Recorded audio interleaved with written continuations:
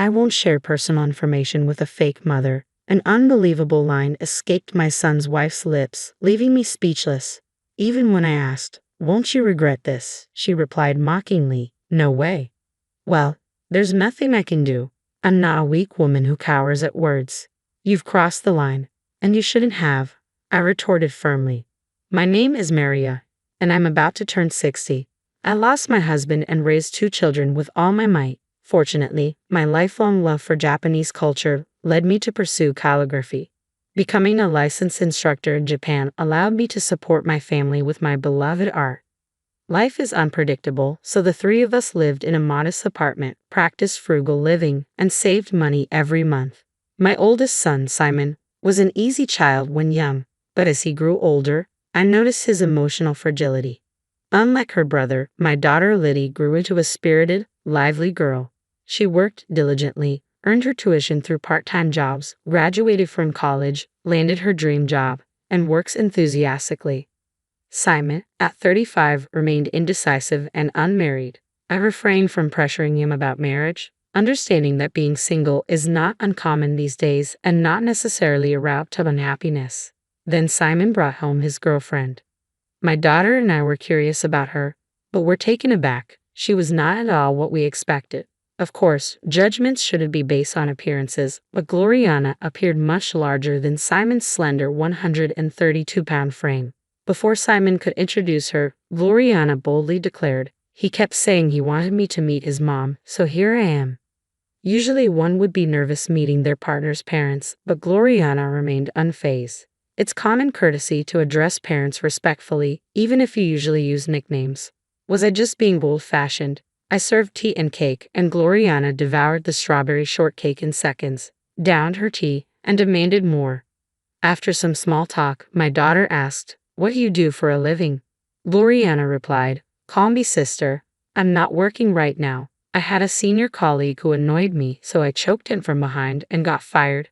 Her casual admission shocked me. "Isn't that a bit harsh?" My daughter chimed in, clearly uncomfortable. I wondered, is Simon planning to marry this woman? My red card was too harsh. "Don't you think?" Gloriana retorted defensively. I was taken aback, realizing I needed to impart some basic workplace norms. Times may have changed, but there are laws against unjust dismissal. Violence in the workplace is serious and can lead to immediate termination. Gloriana glared at Simon with a challenging smile and playfully slapped his shoulder. "Hey," her mom took the side of my senior. "Aren't you going to say something?" My son looked troubled, but remained silent. I was concerned about the future. After that, Gloriana often visited our home to hang out. She would casually open our fridge, help herself to ice cream, drink cola, and munch on table snacks. My daughter and I were taken aback, but we hesitated to complain, fearing repercussions. Eventually, my son moved out and started living on his own with Gloriana, who insisted he live alone. Certainly, for her, living alone made it easier to see him than living with his family. One day, as I laid out a sheet of paper on the table and picked up my brush, my daughter asked, "What's this month's quote?" I used to write an inspiring quote every month and display it on the wall. This time, I wrote, "Be gentle as a spring breeze with people and fierce as a lion king against evil." Gloriana peeked over and exclaimed, "No way, that's really good. You could be a pro, Mom." My daughter shot Gloriana a disapproving look and retorted sharply, "She's a pro. Are you some kind of Japanese teacher or something? She's a calligrapher, you know, an instructor." I was proud of my daughter's eagerness to showcase that her mother was someone of significance. However, Gloriana didn't seem to pay much attention. I had to do a bit of calligraphy in elementary school for a cultural exchange, but I hated it, Gloriana continued, dismissing her own experience. The teachers were so nitpicky about the strokes. I felt like throwing ink on their heads. My handwriting's awful, so I should learn from Mom, right? I think my son meant it casually, but at that moment, Gloriana shot him a devilish, scary glare and scolded him in a low voice, "If you say something stupid again, a dropkick won't be enough." "Don't get so mad," I interjected, but Gloriana just laughed loudly, gazing at the ceiling while watching TV. To put it nicely, she was strong and robust. To put it bluntly, she lacked grace. She was unreasonable, rude, rough, and crude. I couldn't see her as a suitable wife for my son. I had half a mind to throw ink on her head. Gloriana was also overly familiar with my daughter, Liddy. "Liddy, you're so thin. Are you eating properly?" she remarked one day. "Gloriana, have you ever thought about dieting?" I was taken aback, but Gloriana continued with a smile. "How old is Liddy?" "I'm 28, she's 30. If you talk back to me like that, even though you're younger, I'll put you in a bulldogging headlock." "Bulldog?" "Yeah, people often say I look like a bulldog." "Are you picking a fight?" Gloriana may have meant it as humor, but neither my daughter nor I found it amusing. One day, I called Simon home alone, and the three of us had a serious talk. "Brother, I'll be clear. I am against your marriage to Gloriana," Liddy stated firmly. "If that's what this is about, I'm leaving." "This is important. I thought I could trust anyone you brought home, Simon, but Gloriana is beyond unreasonable," I added. "That's not true. She has her good points, brother," Simon defended her. "You can't say anything to Gloriana, can you?" "It's pathetic," Liddy remarked bluntly. "If your girlfriend is rude to mom, you should warn her. Normally, you tell her to shut up. If she complains, you don't know Gloriana, so you can say that. If I tell her to shut up, I'll be in the hospital in 2 seconds." I believe that in a couple, if the woman is stronger than the man, it can be ideal. But Gloriana's strength is excessive. Marriage isn't just between two people. Both families become intertwined. I had planned to treat Simon's wife like my own child, but honestly, I have zero confidence in getting along with Gloriana. A heavy silence hung in the air until Simon suddenly stood up. "What is this? Everyone bad-mouthing Gloriana," he exclaimed. "Does everyone think that way? Even your friends?" "Yeah, they all say terrible things like that's not right and just criticize her," Simon continued defensively. I couldn't help but ponder if his friends might have a point. A marriage blessed by many, including family and friends, is desirable. I wanted my son to reconsider, but he staunchly defended Gloriana. "You don't even try to see her good side, you just badmouth her. I'm fed up." "We're not badmouthing her. Her parents are kind. They warmly welcome me whenever I visit, treat me to expensive steaks, and even took me to a 3-star Michelin restaurant." "Is that what you call kindness, brother?" Liddy interjected, equally astonished. Simon continued to vent. "Compared to her home, being here feels painful. If all we do is have depressing conversations like this, I won't come anymore." It seems Simon couldn't keep a secret from Gloriana. He had told her that my daughter and I were against the marriage. Suddenly, Gloriana stormed into the house with my son. I never imagined that both mother and daughter would criticize me. Gloriana retorted sharply. "You're not the ones getting married, so stop interfering." Her tone turned rough, revealing what seemed to be her true nature. Gloriana started to pick on Simon too, blaming him for not speaking up properly. When Gloriana began to berate my child, I finally yelled, "Stop it. People change when they meet someone of the opposite sex, sometimes for the better, sometimes for the worse." Did I make a mistake in raising my son? I don't recall spoiling him. The teenage and 20s are times for mental and physical training. Though I didn't indulge him, growing up without hardship can leave one weak-hearted, prone to complaining even in a privileged environment. I wanted to raise a strong child, but a diamond can be fragile. Gloriana complained to Liddy and me unilaterally and left Simon behind. When Liddy started blaming Simon, he lost his temper. "A guy who takes his mother's side when his mother and girlfriend fight is the worst, isn't he?" Liddy remarked. "That's not true. You don't care how I feel," Simon protested, caught in the middle. "Enough already." Simon left, and we didn't see him for a while.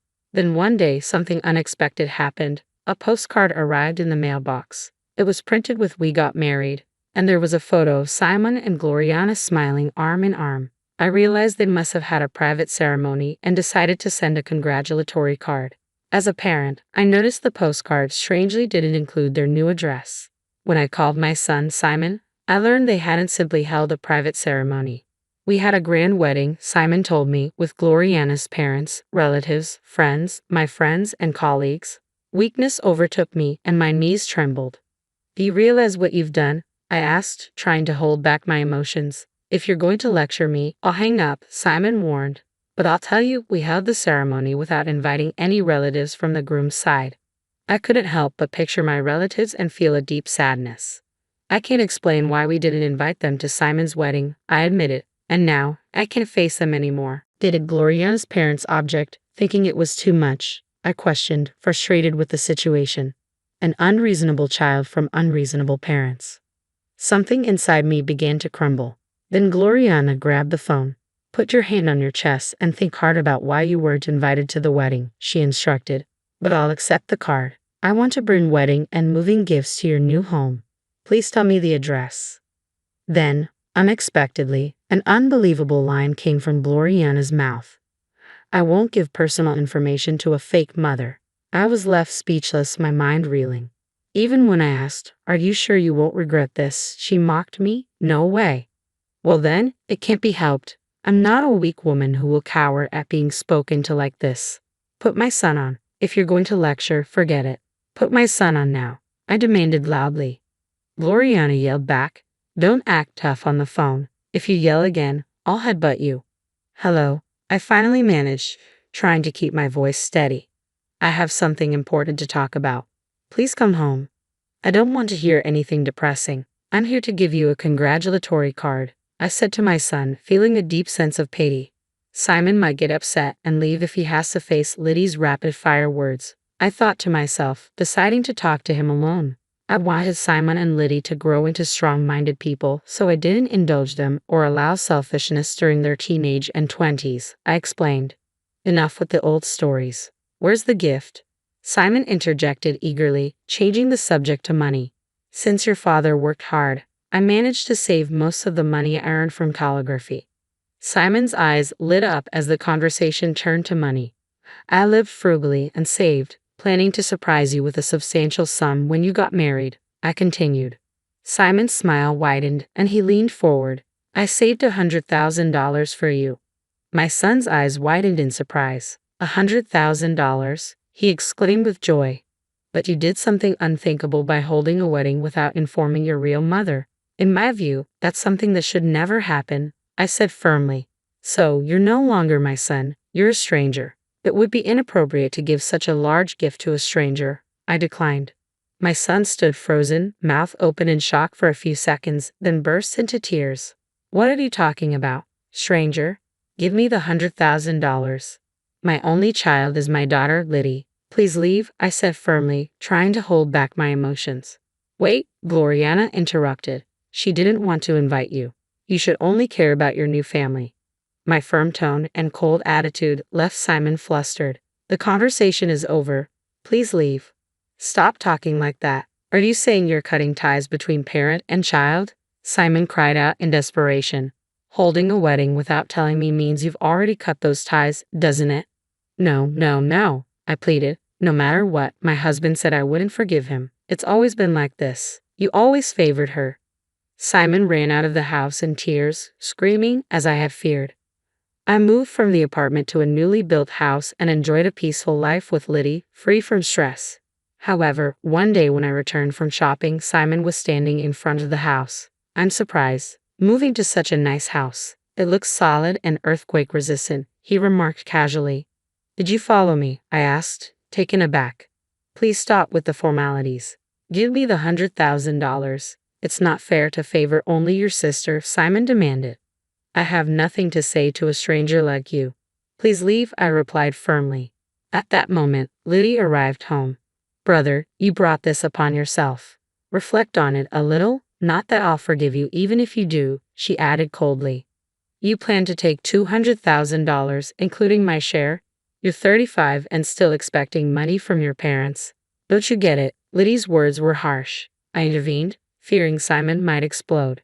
You chose this path. You chose your wife over your mother and sister. Holding a wedding in silence means just that, I pointed out as Simon hung his head, unable to argue. Suddenly, a taxi pulled up and Gloriana emerged, shouting, I wasn't invited, but here I am. I thought you were being manipulated by your toxic mother and sister, Gloriana accused, approaching Liddy and me like a machine gun. Moving without telling your family, that's unbelievable. Family. I turned to face Gloriana and Simon again. Who's talking about whose family? I asked, raising an eyebrow. Oh, now you're going there, Gloriana replied dramatically, turning as if addressing a crowd. You're talking to the wall, not me. You've watched too many movies, but I don't mind that kind of timing. You said it, you called me a fake mother, I retorted. So I have no intention of giving wedding or moving gifts to a fake son and a fake daughter. If you nitpick, I'll counter with a neck chop before a dragon screw, Gloriana threatened. Unable to hold back, I yelled, "Speak seriously when discussing important matters."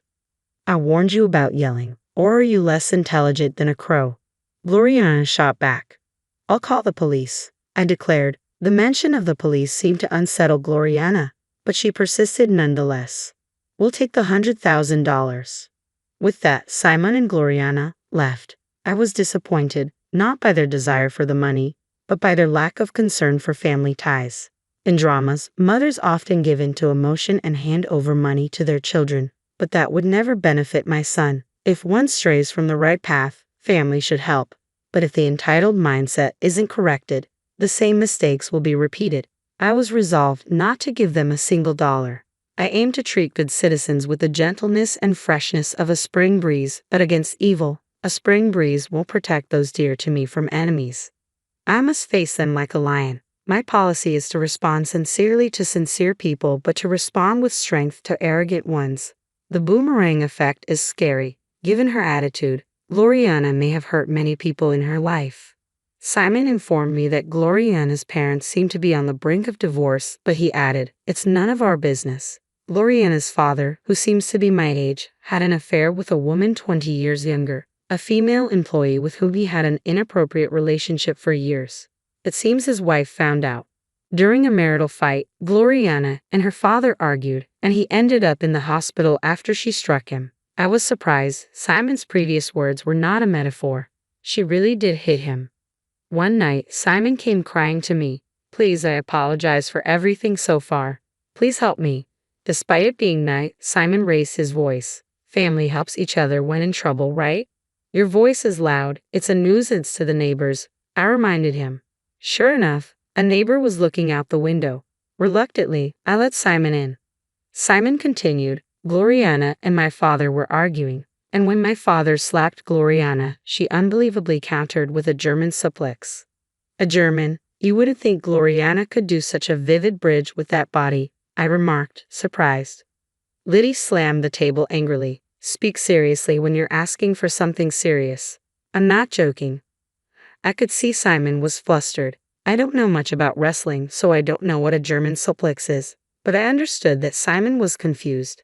With his head in his hands, Simon spoke softly. "My father hit the back of his head and is now hospitalized. He's lying about falling down the stairs, but the doctor should be informed. This is an assault case." I considered the situation carefully. If your father can't work, our finances will be tight. Neither your mother nor Gloriana work, and my meager salary can't support us. Then you must get Gloriana to work quickly, I advised, though I worried if any company would hire her.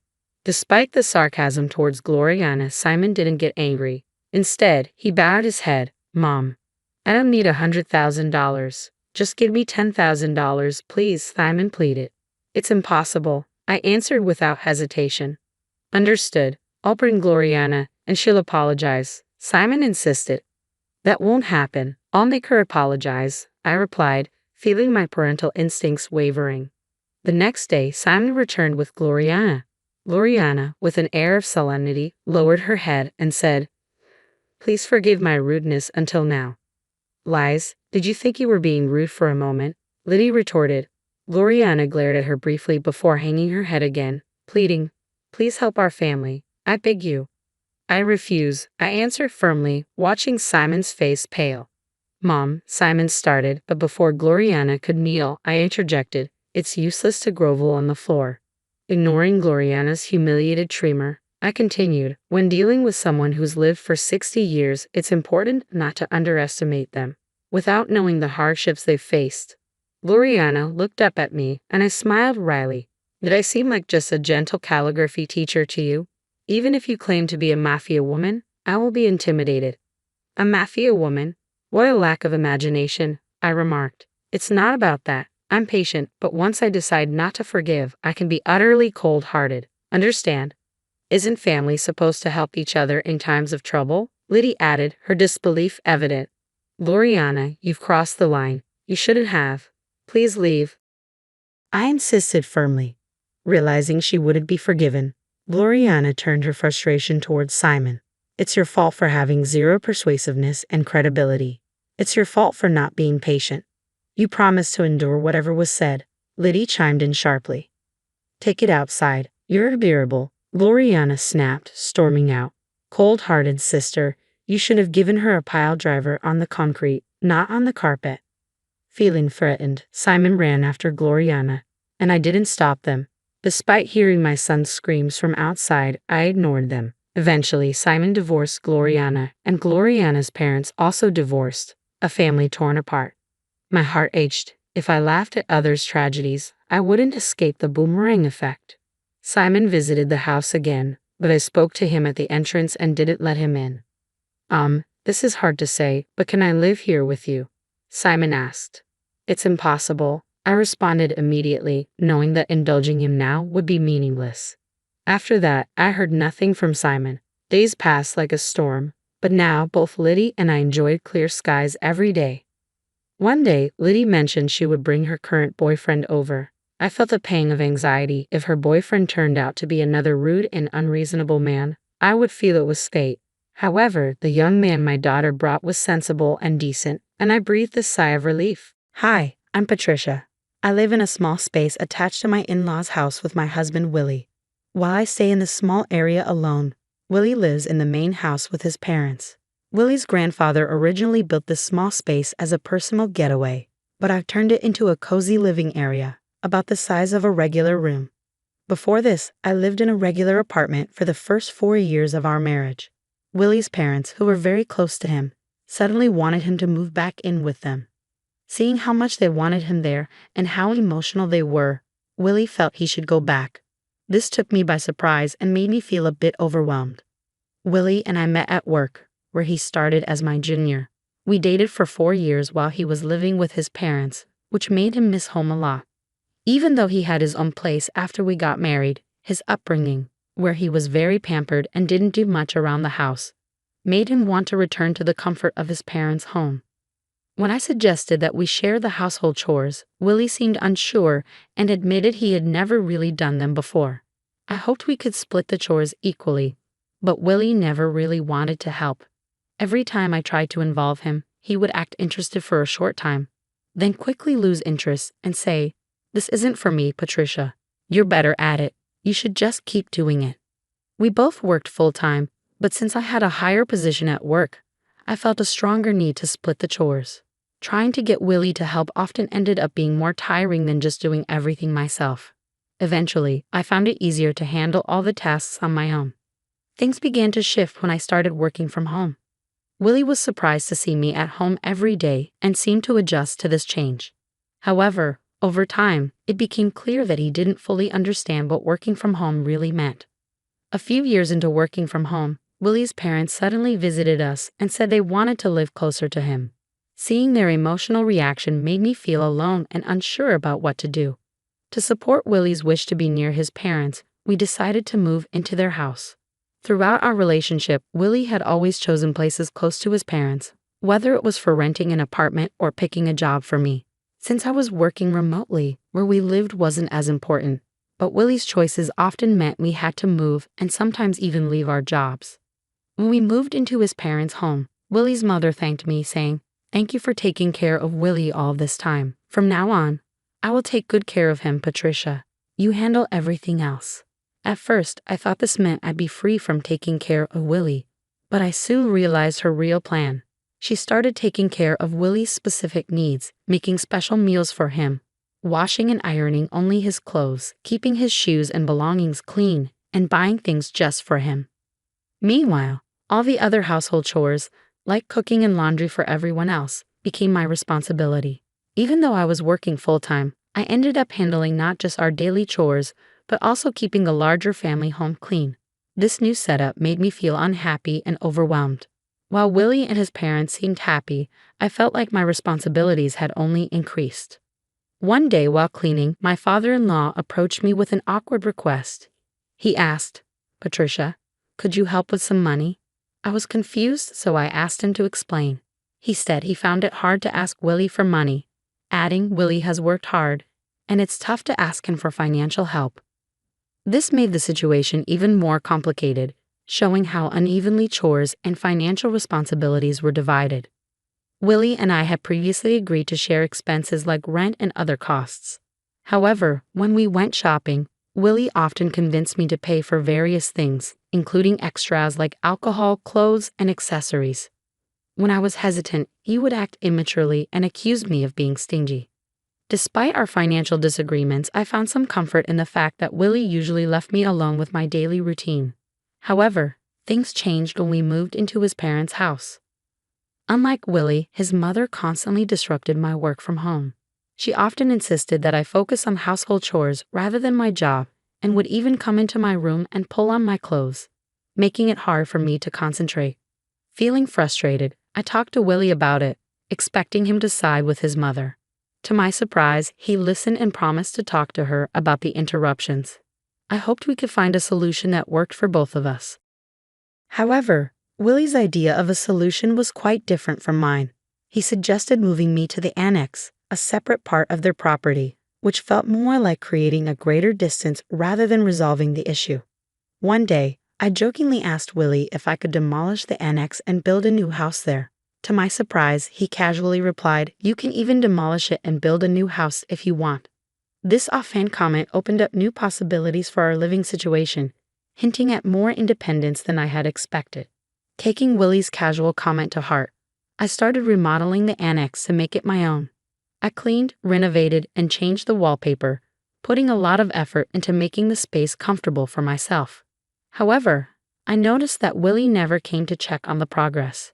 It became clear that he had no intention of moving into the remodeled annex with me. This realization hit me hard. I felt like an outsider in the family. There were times when I was alone at home while Willie and his parents went out for meals or events, often organized by his mother. It seemed like these outings were planned to exclude me, maybe even to push me away. Even with these challenges, Willie had given me full freedom with the annex, so I took the chance to make it truly my own. I threw myself into DIY projects, adding shelves and personalizing every corner. Interestingly, after I moved into the annex, neither Willie nor his parents ever visited. Even though they must have known about the changes, they showed no interest in what I was doing, making me feel even more like I was no longer part of the family. Living away from the main house and without Willie's mother constantly around, I started to enjoy my new independence. It felt almost like living alone, which was surprisingly freeing. I appreciated that being in the annex kept her from interfering with my work. During the renovation, I installed new locks and made sure the annex was secure, making it my personal retreat. I made sure that no one, including Willie or his parents, could enter without my permission. This newfound privacy made me wonder if this separation might actually be a blessing. However, it seemed my mother-in-law noticed my growing distance and wasn't going to let me find peace easily. Unable to put up with her behavior any longer, I found myself unsure about what to do next. As I settled into the renovated annex, her attempts to drive me away became more obvious. She started with small annoyances, like leaving trash in front of my annex instead of at the collection site. Sometimes she would host barbecues in the garden and deliberately leave me out, making sure the smell of the grilled meat reached my space. Despite her attempts to push me out, I couldn't help but find her efforts amusing. One day, she called me to the main house, claiming she had leftover meat and potatoes for me. Suspecting there was more to her invitation, I went over. When I arrived, she was alone in the living room and dramatically placed a divorce paper on the table. It was clear that her real intention was to force me into signing the document, knowing Willie would agree to whatever she wanted. With a smug look, she said, "Isn't it time you gave up? There's no reason for you and Willie to stay married. Get out, you freeloading unemployed woman." Her audacity shocked me, but it only strengthened my resolve. Thrilled at the chance for freedom, I eagerly grabbed the divorce paper and said, "I'm going to the city court right now. Thank you so much." My mother-in-law, expecting me to resist, was stunned by my unexpected eagerness. After filing the divorce papers at the city court, I quickly packed my things. I went to inform Willie's mother that the divorce was finalized. I told her I would leave the renovated cabin as it was and that she could do with it as she pleased. My positive attitude about leaving seemed to surprise her, even though she wished me luck as I left. When Willie and his father saw I was really leaving, they were concerned and asked, "Are you going? What will we do without Patricia?" I smiled and thanked them for letting me use the cabin. I explained that, since we were now divorced, it was time for me to move on. As I packed up my things, I moved into a luxury apartment I had been planning for some time. Soon after I settled into my new place, my mother-in-law called. She sounded awkward as she began, "Patricia." I cheerfully answered and asked, "What's up? How's everything with the cabin?" She switched to a more serious tone, talking about finances. She mentioned that Willie had told her I was giving his father $5,000 a month. I confirmed this and told her that despite her earlier belief that I was an unemployed freeloader, I was actually gainfully employed. Her surprise was clear. She had thought I had quit my job. I quickly set the record straight, telling my mother-in-law that I hadn't just left my old job. I had actually become the president of a new company. This company was leading the way in remote work systems, and she seemed both disbelieving and confused. It hit me that Willie, too, seemed unaware of my professional success, showing just how distant we had become, both physically and in how we saw each other. It was clear he never fully embraced his role as a husband since moving in with his parents. Then she asked about my earnings, wondering if my new role had increased my income. I casually mentioned that I was making about $3 million. I exaggerated a bit to avoid getting into the details of my actual earnings. Seizing on this, she asked, "With that much money, could you lend us some? Your father-in-law was laid off and kept it hidden. We've been managing with the $5,000 you've been giving us, but neither Willie nor I knew about his job loss." This explained a previous conversation with my father-in-law, where he said it was hard to ask his son for money. I realized now that his earlier comments were likely a tactic to get financial support from me, assuming my new job meant I had a lot of money. This move, though clever, made the financial expectations of Willie's family clearer and how they viewed me. At our old company, they cleverly managed to get $5,000 a month from me, claiming it was for shared expenses. I didn't mind much at the time because it let me live peacefully in a quiet cabin. But now, being divorced from Willie, I had no reason to stay connected to his family. When I mentioned this, my mother-in-law urgently begged me, saying, "That's not true. To me and Willie, you're still family. Please come back." I immediately declined, knowing I would only be used again. Returning to Willie offered no advantages. We were now strangers, and it felt awkward for them to still consider me family when they had pushed me away. I'm really enjoying my life on my own now. It feels much like when I was married and mostly living alone. Except now I spend money on myself and don't have $5,000 siphoned off every month. I prefer this new life. I ended the call with a firm goodbye, surprised they thought I'd come back. My mother-in-law's plea seemed like a last-ditch effort. Willie's salary wasn't great, and he often avoided responsibilities, saying, "I can't do it," and passing tasks to others. This made him unreliable both personally and professionally. With his father laid off and his mother a housewife, they couldn't keep up with the large house and had to sell it. Now, all three of them are living in the cabin I renovated. It's perfect for one person but likely cramped for three. Since then, I haven't thought much about them. I'm enjoying my life peacefully, relishing the solitude and freedom that come with my new independence. 2 days before my due date, my husband's ex sent him a frantic text about an emergency. He told me to handle things on my own and disappeared for a week. When he finally came back, he was stunned to find his mom at our house with some papers. Oh boy, I read it. I'm in a very complicated situation right now, and any advice would be greatly appreciated. My husband Jeremy, 35M, and I, 32F, have been together for 5 years, married for 2. We met through work, so I didn't know much about his past initially. Eventually, I learned that we both had only had one serious relationship post-college. My ex and I had dated for 4 years, 3 during college and 1 year after, but we broke up due to personal differences and lost touch. We had been broken up for almost 5 years when I met Jeremy. However, Jeremy was still in touch with his ex when we started dating and was actually pretty good friends with her. His ex, let's call her Valerie, was his high school sweetheart. They had been together since they were 16, right through college, and had been broken up for 5 years when he met me. He told me that they had parted ways because she wanted to advance her career with a job in Australia, and he didn't want a long-distance relationship. They tried to make it work for a few months, but eventually mutually agreed to part ways since it was for the best. They were part of the same circle, so they continued to stay in touch and remain friends. I was fine with it until I met his group of friends for the first time after almost 9 months of dating. All of them got together for dinner on New Year's Eve, and Jeremy decided to take me along to introduce me to his friends. Valerie was there as well, which surprised me since I hadn't been prepared to see her. Jeremy had only said nice things about her, so initially, I wasn't insecure. But as soon as I started interacting with her, I realized her energy was very different from what I had expected. Jeremy had made her sound warm and relaxed, but she wasn't like that at all. She made some really cutting remarks about me in front of everyone, and everyone just laughed it off because apparently that was her sense of humor. But I didn't like it one bit. Nobody seemed to get it because she disguised her comments as jokes, like how she remarked that I looked different in person than in pictures, and how she wasn't sure if I was Jeremy's type since he preferred tall blondes and I was neither. But she was, and everybody laughed since they thought she was just joking. She also made some remarks about how I was her successor, so she felt like she owed it to me to give me some training on how to keep Jeremy happy. These remarks were still somewhat harmless, and I was willing to look past them, thinking she might just have a very weird sense of humor. But then, while we were drinking, she toasted to the fact that Jeremy had finally moved on and how happy she was for him. I thought that was nice until she added that had it not been for her decision to move to Australia, I probably wouldn't even be there with them. Thankfully, nobody laughed because it was awkward, but she quickly started laughing at her own comment, forcing everyone to chuckle to move past it.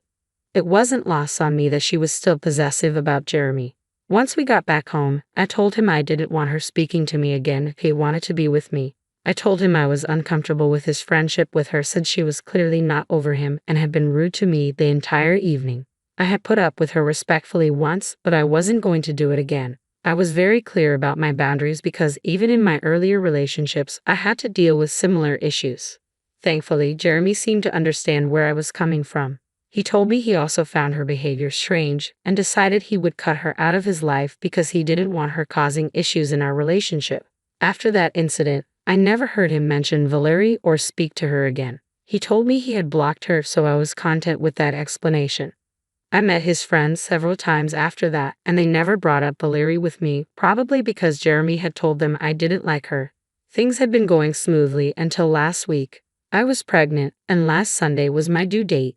It's Thursday now, and Jeremy left to attend to Valerie because she had some emergency and needed him by her side. He left 2 days before my due date and came back last night.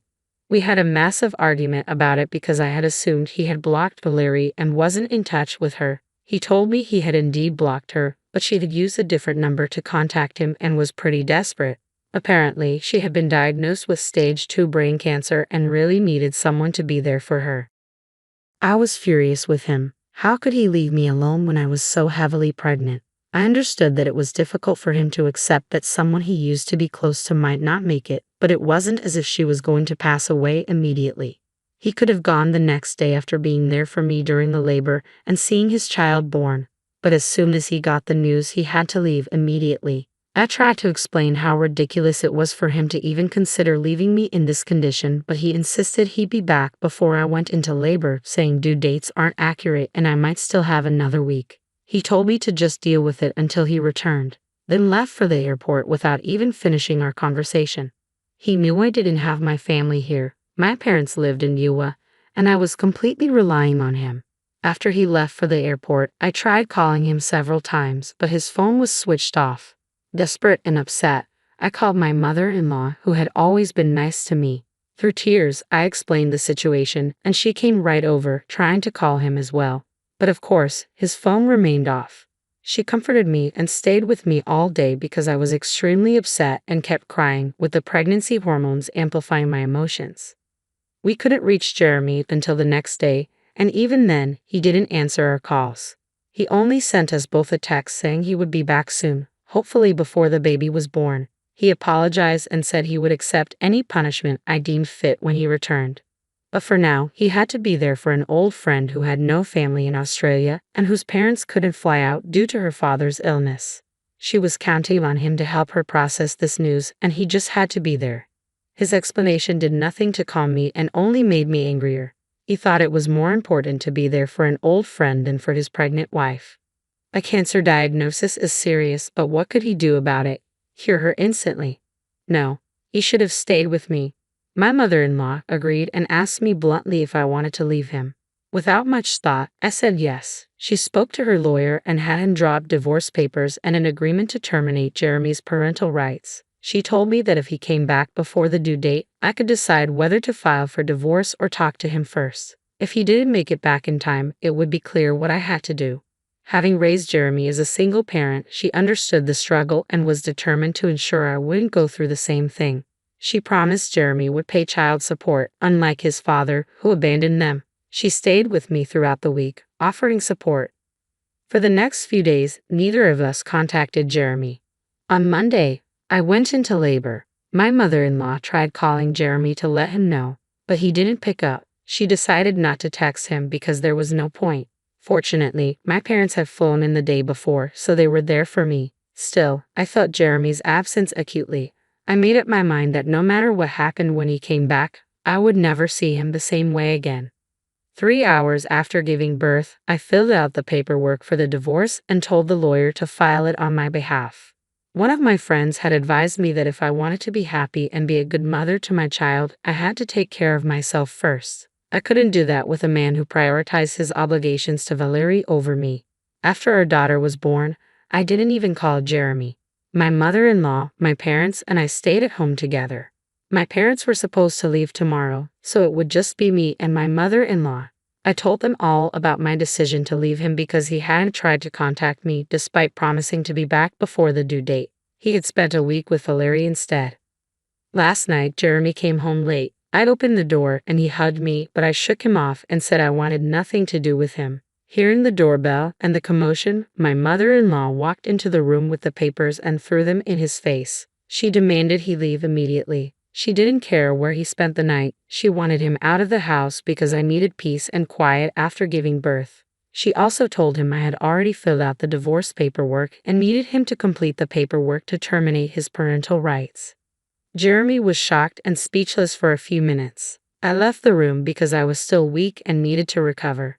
Seeing him had weakened my resolve. Then I heard yelling and realized Jeremy was fighting with his mother. I stayed out of it, comforting my daughter. After a few minutes, Jeremy started calling my name, demanding to see his daughter, claiming I owed him that much. That infuriated me. I put my daughter in her crib and confronted him. I told him I owed him nothing. He had chosen not to be there for me during my pregnancy and the birth of our child, leaving me alone. I was lucky my mother-in-law was there for me, but I owed him nothing. I told him to leave and that we could discuss this later in the morning.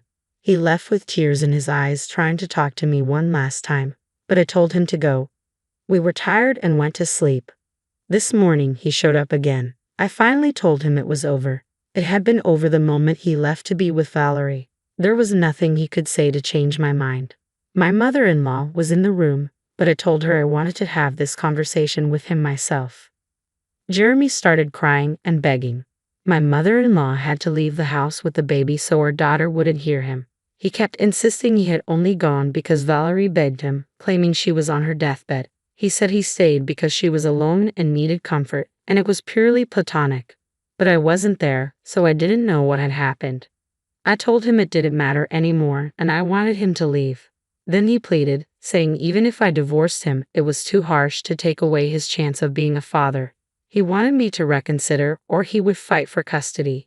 He knew it was unlikely he would get custody since he hadn't been there for the birth, and we could use that against him. Plus, our newborn daughter needed me more than her father. He begged for one chance because, despite everything, he really wanted a family.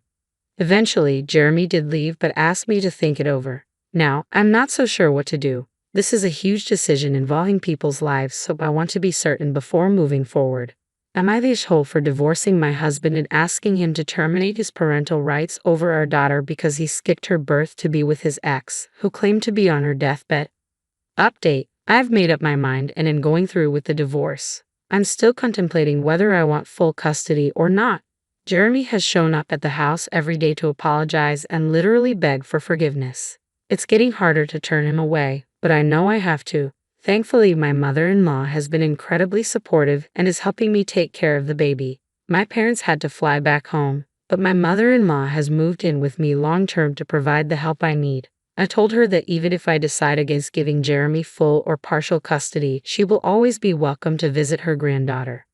I asked my mother-in-law for her opinion on the custody situation, but she left the decision to me, confident that I'll make the right choice for both of us, just like I did with the divorce. I'm still struggling with this decision, and it hasn't gotten any easier because Jeremy keeps showing up.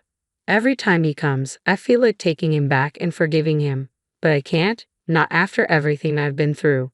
Valerie has always been a sore spot for me, and he ignored that even when I was pregnant with his baby. Honestly, I don't know if they have been in touch or if something was going on between them recently. I can't trust anything he says anymore. His apologies are always the same. He insists nothing happened. It was all platonic, and he was just taking care of her because she claimed to be on her deathbed. Every time, I have to tell him the same thing back. It doesn't matter anymore because I've made up my mind and I'm leaving him. It's sad, but that's just how it is. Update 2. A few days ago, I posted an update about deciding to go through with the divorce but being unsure about filing for full custody of my daughter. Now, I think I know what to do. For almost 5 days straight, Jeremy showed up daily to apologize and try to win me back. Then, he suddenly stopped. I found it strange but felt relieved, thinking I could finally think clearly. However, after he stopped coming, I started receiving texts from people telling me that what I was doing was incredibly wrong and immoral, and they never expected me to act like this. His friends began bombarding me with messages, not just his usual group but every single person who went to school or college with him. It felt like he set up a template for them to send, like a petition. They sent emails and messages trying to convince me to cancel the divorce. At first, I blocked people left and right, but then they started making fake accounts to send the same messages. There are only so many people you can block. Besides, I'm dealing with emotional trauma, processing everything, and trying to be there for my newborn daughter. This is the last thing I needed. If Jeremy really cared about me, he wouldn't be putting me through all of this at such a delicate stage of my life. It's obvious he only cares about himself. I don't think I have to worry about my daughter's custody anymore. I'm going to file for full custody, and that's final. He still has the papers and can sign his rights away if he chooses. I've spoken to my lawyer, and this is happening. The messages I've been receiving are hurtful, and I know for a fact that he has written the template and instructed his friends to send it to me. It reflects his beliefs more than anything else. If this is how he views me, we don't need to be together at all. The messages included a line saying, "We never expected you to be the kind of person who would use their child as a pawn to punish their partner and play mind games like this." Is he for real? Does he seriously think I'm using our daughter to punish him for what he did? He clearly doesn't understand how marriages or children work. That line hurt me deeply and solidified my decision. When I showed the messages to my mother-in-law, she was very upset and wanted to contact him and tell him off. I asked her not to because it wasn't worth it. Confronting him would only lead to him denying any involvement, even though it's clear all his friends are sending the same type of messages. I don't understand why he involved his friends in this. It's not like I'm going to read their messages and instantly stop what I'm doing. Their opinions don't matter to me because they aren't my friends. I've never been close to any of them, so they can think whatever they want about me. I don't care. I guess he thought if enough people started texting me, I'd give in to the pressure. But he doesn't know me at all. I'm not the kind of person who bends to pressure. I did change my mind when he showed up every day begging for forgiveness. I knew letting him back into my life would not be good for any of us, especially our daughter. I might have felt terrible about it, but I still went through with it because I don't bend easily. After being with me for so long, he should have an idea of what kind of person I am, but it's clear he doesn't. It's becoming clearer every day that I'm doing the right thing by leaving him. Even if every single person he knows starts texting me, I will change my mind. In fact, this situation has only strengthened my resolve. As long as the people I love are on my side, I don't have to worry about any of this. Update 3. The legal proceedings for the divorce and the custody agreement will commence in a couple of days. Jeremy has decided not to contest the divorce but is demanding at least partial custody of our daughter. We're going to see how that works out. I'm open to the idea because I'm not inherently evil, but I don't want to implement shared custody until our daughter is at least a couple of years old. That's what we're going to negotiate, and I'm very happy I've made this decision for myself. Now that it's finally happening and hitting me how real all of this is, I thought I would be scared, but I've never felt more sure of anything in my life. I think some of this confidence might be because of a message I received from Valerie yesterday. She told me that she really didn't want to be a homewrecker but needed somebody by her side since her parents wouldn't be there for her. Jeremy was the only person she could think of. She also mentioned that over the past couple of years she had tried to contact him several times and he had always turned her down, saying I wouldn't approve of it. But she knew that her oldest friend in the world would always be there for her, especially if she was sick, which is why she contacted him. She apologized for the trouble this had stirred up in my marriage, but thought I should let him retain his individuality instead of being so controlling. So, I was right that he hadn't blocked her at all, and they had stayed in touch, maybe not in the way I thought, but they did at least speak to each other. The worst part was that she also told me they had shared a moment when they were together and ended up kissing for a couple of minutes. But after that, Jeremy had drawn away from her, saying he couldn't do this, especially while his wife was with his child. She told me that he had not let the kiss last more than a couple of minutes, and that was how loyal he was to me, as if that was supposed to make a difference. It was ridiculous, but yes, I was right about everything. Now, getting the divorce and custody on my terms should be a cakewalk. I've spoken to my lawyer, and we've tweaked our petition to demand slightly more of everything because I feel I deserve it since I've been cheated on. I'm feeling very confident about what I'm doing and know that things are going to work out. You're still here? You reek of old age. Go home already. This harsh outburst came from our oldest son's wife during their housewarming party. My husband and I had come to celebrate our son's new home and were shocked by her audacity. Our son stood up, probably trying to calm his wife down, but beside me, my husband quietly muttered, "Shall we bring this house down?" At his words, our daughter-in-law's arrogant smile turned into a surprised gasp. Little did she know at the time that it wasn't just the house that was at stake, but her entire life as well. My name is Jacqueline Green. I'm 64 years old. I married my husband Sam and moved into his family home, where we lived a contented life. We were blessed with 2 sons, Robert and Ted, both of whom have grown up, have families of their own, and are doing well. As for Sam and me, all we want is to live out our remaining years in peace and happiness. However, there's one little thing that bothers us. It's our oldest son's wife, Alice. From the moment I first met her, I didn't have a good impression. Alice was 24 when she first came over to introduce herself before marrying our son. Although she greeted us at the door with a hello, there was no smile on her face. "Let me see, you're Alice, right?" Since she hadn't introduced herself, I asked my son just to be sure. At my question, Alice scowled. "What, does Robert have other women?" Both Robert and I were taken aback. "What are you talking about?" "Of course not," Robert hastily reassured her. "Well then, why did you need to confirm my name?" Alice started to argue right there on the doorstep. "I'm sorry, I shouldn't have said that." I nervously tried to calm the situation. Even though she was young, I couldn't help but think she lacked common sense, but hoped that time in marriage would improve things. That's what I thought at the time. Both families met, and everything proceeded smoothly. Alice's parents seemed like very nice people. They run a small electrical shop together, and they gave off a good vibe. I thought positively that Alice's initial behavior was perhaps due to her love for Robert. After their wedding, the couple moved to an apartment nearby. A few years later, our younger son Ted also decided to get married. It was a bit of a shotgun wedding. Ted was still in college, and his bride-to-be, Megan, was 20 and working from home after finishing high school. Honestly, we were worried. We had no idea what kind of girl was going to come into our lives, but when we first met Megan, she came with a gift and introduced herself politely at the door. I was surprised. Although we had thought that Alice's behavior was due to her youth, Megan, who was even younger, was very polite and respectful. There were some concerns about how their relationship began, but Megan seemed like a wonderful and kind girl. In the time leading up to their wedding, Megan visited us many times. She always offered to help out around the house. Of course, we couldn't let her do that, but we were incredibly touched by her thoughtfulness. The second son's wife's family owned a small construction company. Ted, who was still in college, decided to drop out and start working there. Then a beautiful baby girl was born to the couple. When the baby turned 6 months old, they decided to hold a belated wedding ceremony. Of course, the eldest son and his wife attended the ceremony. However, Alice looked sullen the whole time. Despite being a part of the family, she was constantly on her phone, never leaving her seat. Both my husband and I wanted to talk to her, but we could tell she gave off a vibe that said, "Don't talk to me." The wedding ceremony went smoothly, but the problem arose after that. Since they had a small baby, they decided not to have an after-party, so we suggested, why not have a small after-party at our house? Ted and Megan were thrilled. We prepared snacks and appetizers, and Robert and Alice joined us at our house. However, a commotion ensued. That was a lovely wedding. Megan looked beautiful, said the eldest son. Of course, those kind words made the atmosphere pleasant, but it was the eldest son's wife who completely shattered the calm. What are you saying? Who are you calling beautiful?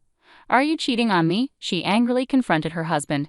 Everyone was stunned by her overreaction, but I quickly snapped out of it and tried to calm her down. Alice, calm down. Robert didn't mean it that way. But it seemed like that was a mistake.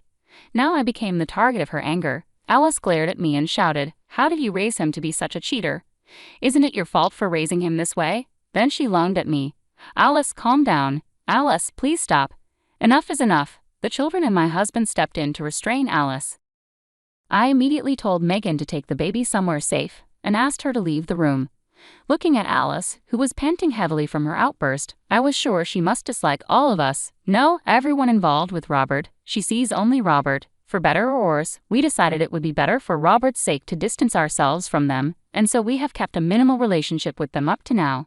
After the incident, I told Robert, "Don't you think it might be better to divorce?" To which he replied, "I have thought about that too," but when I mentioned it, Alice apologized in tears.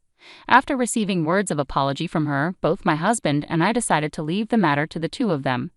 Despite the ups and downs, our eldest son and his wife celebrated their 15th wedding anniversary.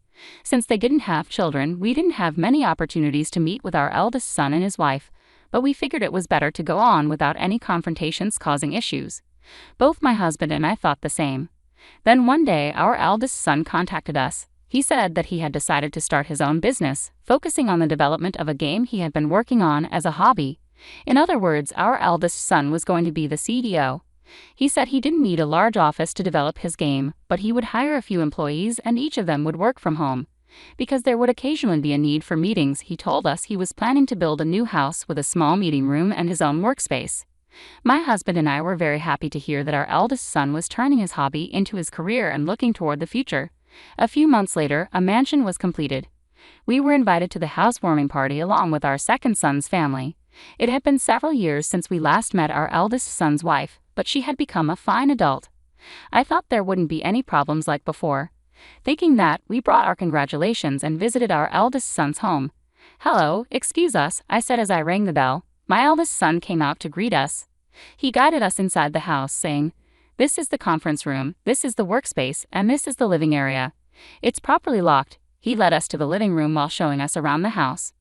"Oh, it's lovely," I said, looking around the room with my husband and the family of our second son following behind, all wearing smiles. A meal was prepared in the living room, but I didn't see my eldest son's wife. "Where is Alice?" I asked my eldest son, but he didn't want to talk about her. In the end, we started eating without her. My husband and second son each gave their housewarming gifts to our eldest son. "You didn't have to do all this," my eldest son said, grateful but accepting the gifts with thanks, acknowledging the celebration. The second son's family had one more child since then, and the older child was already in elementary school while the younger child was still 2 years old. Both of them were excited about the new house. That's when it happened. There was a noise upstairs, followed by the sound of footsteps and someone coming down the stairs. "What? Alice is here," I called out to my eldest son, but he didn't answer. Then, when she entered the living room, she frowned upon seeing us. "Alice, hello, it's been a while," I called out to her, but she was still looking sullen as usual. Then she said to us, "You're still here? You reek of old age. Go home already." Alice's harsh words froze the warm atmosphere in the room. "Hey, Alice, how can you say such a thing?" Robert chastised his wife, but it was clear Alice had no intention of taking his reprimand to heart. "Well, it's the truth, isn't it? Our brand new house is getting ruined because of them. I told you not to invite them over, and what are you, some big shot CEO now? Hanging around with some old codger who keeps working past retirement and people who are so average they had a shotgun wedding after dropping out of college. We live in completely different worlds." I was speechless, and so was my second son's family. Even my grade school grandchild was struck dumb in surprise. I had made various excuses attributing her behavior to her youth or excessive affection for my eldest son, but that was my mistake. Something essential to her humanity is missing. She lacks warmth and kindness towards others. It's not that she loves my eldest son the most. She loves herself above all else and values her status as the wife of a company president more than anything. I was furious. I couldn't stand silent anymore. As I was about to retort, my husband, who had been listening to the argument between my eldest son and his wife, let out a sigh. Usually calm and gentle, he said, "Maybe we should just tear this house down." At my husband's words, my eldest son, second son's family, and I involuntarily looked at him. Nobody could believe that such words had come out of his mouth. Only my eldest son's wife let out a surprised gasp. "What? Do you even understand what you're saying?" Alice asked. "Of course I do," my husband replied. "A house designed by me and built by Ted might be better off not existing." Alice was stunned at my husband's words. "I'm sure you, as the president's wife, wouldn't be satisfied with such a house designed by an old man and built by someone beneath ordinary. Our worlds are different. You should just move out." My husband's calm tone was ironically scary. Knowing this, none of us could interrupt the conversation between him and Alice. "What do you mean?" Alice started to tremble at his words and she glared at my eldest son. Noticing her gaze, my eldest son sighed and said to Alice, "It means exactly what he says. This house was designed by my father, a top architect, and the contractor is Megan's family's firm, with the foreman being Ted. I may hold a title and be a president, but I neither have substantial wealth nor reputation yet. Thanks to my family, I could own such a wonderful house rather among us. I know we are the most ordinary or even beneath ordinary." Alice turned pale at my eldest son's words. She must not have known, but even if she didn't know, didn't she ever wonder? There's no way our eldest son's income and savings alone could have built such an impressive house. My husband didn't even charge for the design work, and there's hardly any profit for our second son's in-laws who run a construction company. I can't thank enough to our second son's in-laws who helped us simply because we're family. Yet our eldest son's wife has the audacity to act pompous just because of her husband's status. Who does she think she is, saying that we're less than average? Alice repeated his words as if she couldn't believe them. You could see the despair on her face. Indeed, my husband still works for a company even after his retirement, but that's because the company asked him to stay on as a top-tier architect.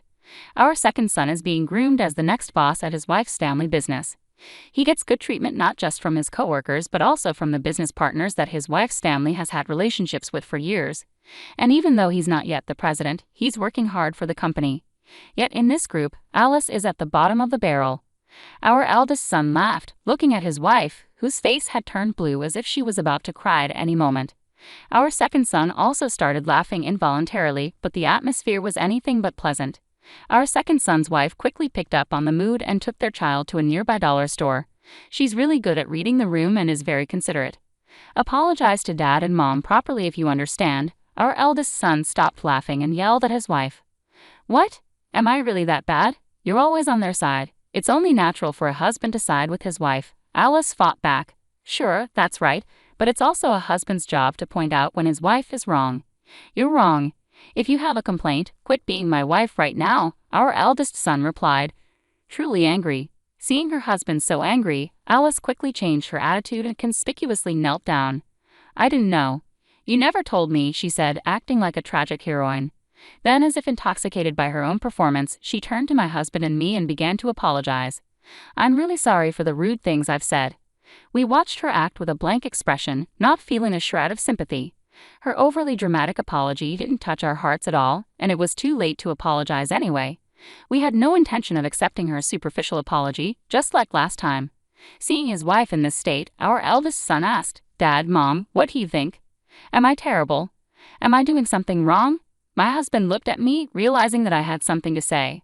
I couldn't forgive her for her previous remarks, no matter what. "No, Robert, I think you're right. If a wife disrespects her family, it's a husband's duty to correct her. I will reflect and change my attitude." Alice continued her melodramatic act. "No, Alice, this is not the first time you've been disrespectful to us, is it? Haven't you been told this every time by Robert? Robert must have pointed out your words every time, right?" "What about that?" I asked. At my words, Alice bit her lip, turning pale. "I don't meet someone who belittles my husband and son in the Green family. It would be better for both of us to cut ties," I said. "Jacqueline," she cried out in a desperate voice. In our 15 years of marriage, it was the first time she called my name. "We live in different worlds." I threw her words back at her. At those words, Alice collapsed on the spot and froze as if her spirit had left her body. She might be regretting her actions a little bit. Being told that we live in different worlds must have been a significant blow to Alice, even though they were her own words. Although I thought that, my second son said, "Mom, you were really cool." It seemed to be quite a shocking remark for Alice. In the end, my eldest son Robert decided to divorce his wife Alice, who loved Robert so much. When Robert proposed, "If you want to stay with me, Alice, you need to start working and contribute to the mortgage for this house we got at a reduced rate," Alice turned bright red with anger. At the time of their marriage, Robert had told her, "I want my wife to be a homemaker." Late at night, my 9-year-old grandson showed up at our doorstep unexpectedly. I rushed to open the door and found him barefoot, with blood oozing from his toes. He was tightly holding the hand of his 4-year-old sister, whose face was streaked with tears. "Did you two really walk here all by yourselves?" I asked in disbelief. They nodded, and I quickly ushered them inside. However, when my husband woke up, he was furious. "Absolutely not," he yelled, his terrifying expression making the grandchildren burst into tears. I was bewildered. Surely they could have stayed for just one night. But then, I couldn't believe what my husband did next. "My name is Margaret. I'm a 63-year-old homemaker living with my husband Patrick, who is 2 years older than me. He worked as a high school teacher until he retired at 60. We have 2 children who are married and independent. Our daughter Laura lives in a nearby apartment, while our son Richard lives in the neighboring town. Richard's wife, Victoria, is stunningly beautiful, with translucent white skin and big eyes that make anyone falter under her gaze. She's an ideal daughter-in-law as long as she remains silent. However, she has a sharp tongue. Everyone wonders why a woman of my caliber would marry a man like him, she often boasts. Are you saying Richard isn't up to your standard? I once asked. Well, he works for a top-tier company and earns a decent income, but let's be honest, he's not that good-looking. But I'm not that picky, so he's lucky, I guess. I felt very angry hearing her speak ill of my son. Who does she think she is? I wanted to say something, but I held my tongue to avoid a confrontation. However, my husband couldn't remain silent. Richard sure married quite an impressive wife, didn't he? He remarked sarcastically. Victoria seemed unfazed and smirked dismissively. Richard, in response, could only manage a wry smile. Victoria is too good for me. Seeing this, I imagined my kind-hearted son must be facing some challenges in his marriage. Despite their differences, they had a child together. Daniel, our first grandchild, resembled his mother, with a remarkably beautiful face, yet inherited his father's kind personality, a perfect blend of both parents' best qualities. I always looked forward to Richard bringing Daniel over to our house. Victoria rarely visited, which might have been for the best. 5 years later, we welcomed a granddaughter, Emily. She was an adorable girl with fair skin, chubby cheeks, and round eyes. However, when I visited my son's home to celebrate her birth, Victoria disdainfully glared at the newborn. Daniel takes after me and is beautiful, but why is this one so chubby and ugly? Who does she even resemble? She's not cute at all. You're a mother. Don't say such things. She's perfectly cute just as she is, I retorted. I can say whatever I want about my own child. Are you trying to start trouble with me? I won't lose to an old hag like you. As my husband heard this exchange beside me, his expression changed. I could tell he was about to shout in my defense, so I quickly intervened.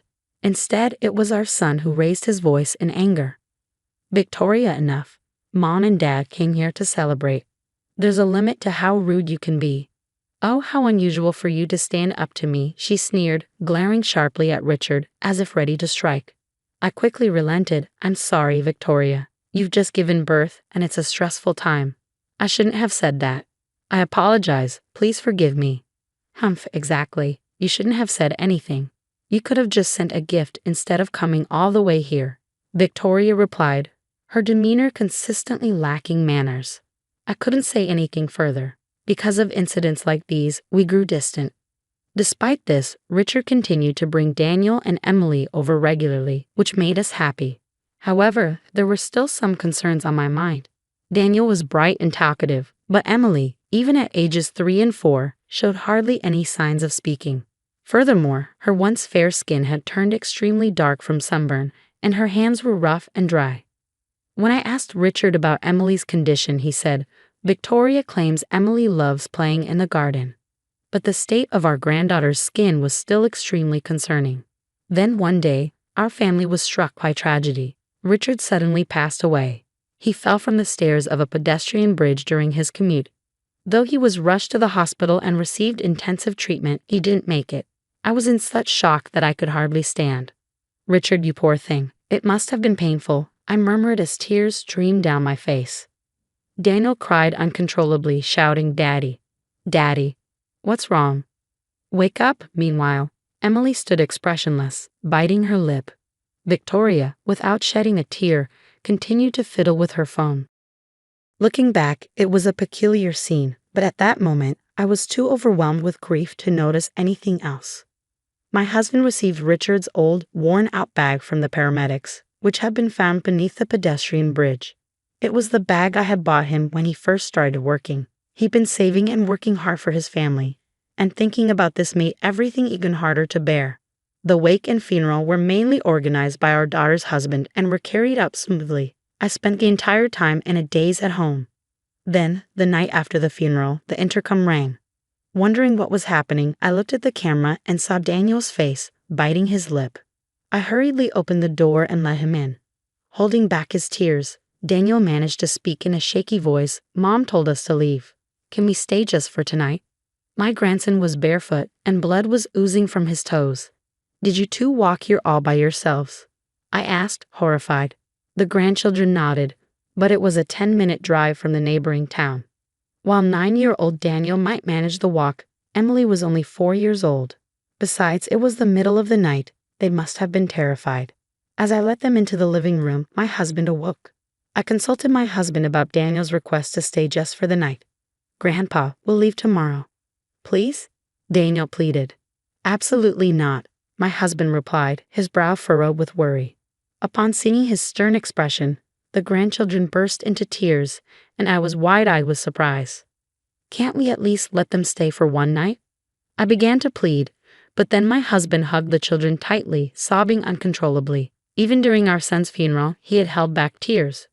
We had been married for 30 years, yet this was the first time I had seen him cry like this. Don't say just for today. Stay here forever, poor things, he said through his tears. His words revealed the depth of his feelings, and I couldn't stop crying either. Later, I asked the grandchildren what had happened, and what they shared was shocking. Victoria, who was supposed to be a homemaker, was often out during the day, leaving the children home alone. Even when she was home, she would frequently scold and roughly push Emily around for various reasons. Whenever Emily cried, Victoria would shout angrily, "Shut up. Be quiet. You're annoying." Over time, Emily learned to cry silently without making a sound. Daniel said he was often scolded too when he tried to defend his younger sister. He felt sorry for Emily, who didn't have the option of escaping their mother's behavior by going to school like he did. Emily wasn't allowed to attend kindergarten. Apparently, while her mother was around, Emily would go outside to weed the garden every day. This was her way to avoid being scolded and perhaps earn some praise from Victoria. This explained why her skin was deeply tanned and her hands were rough.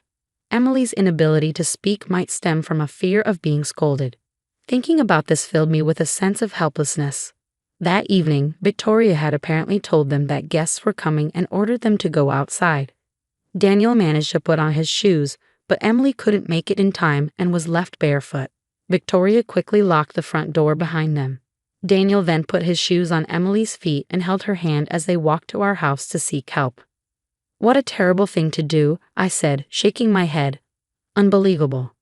I tried calling my daughter-in-law several times but couldn't reach her. Since it was late, I decided to sleep with my grandchildren that night. However, early in the morning, Daniel woke me up. "Grandma, I'm sorry for waking you up," he said.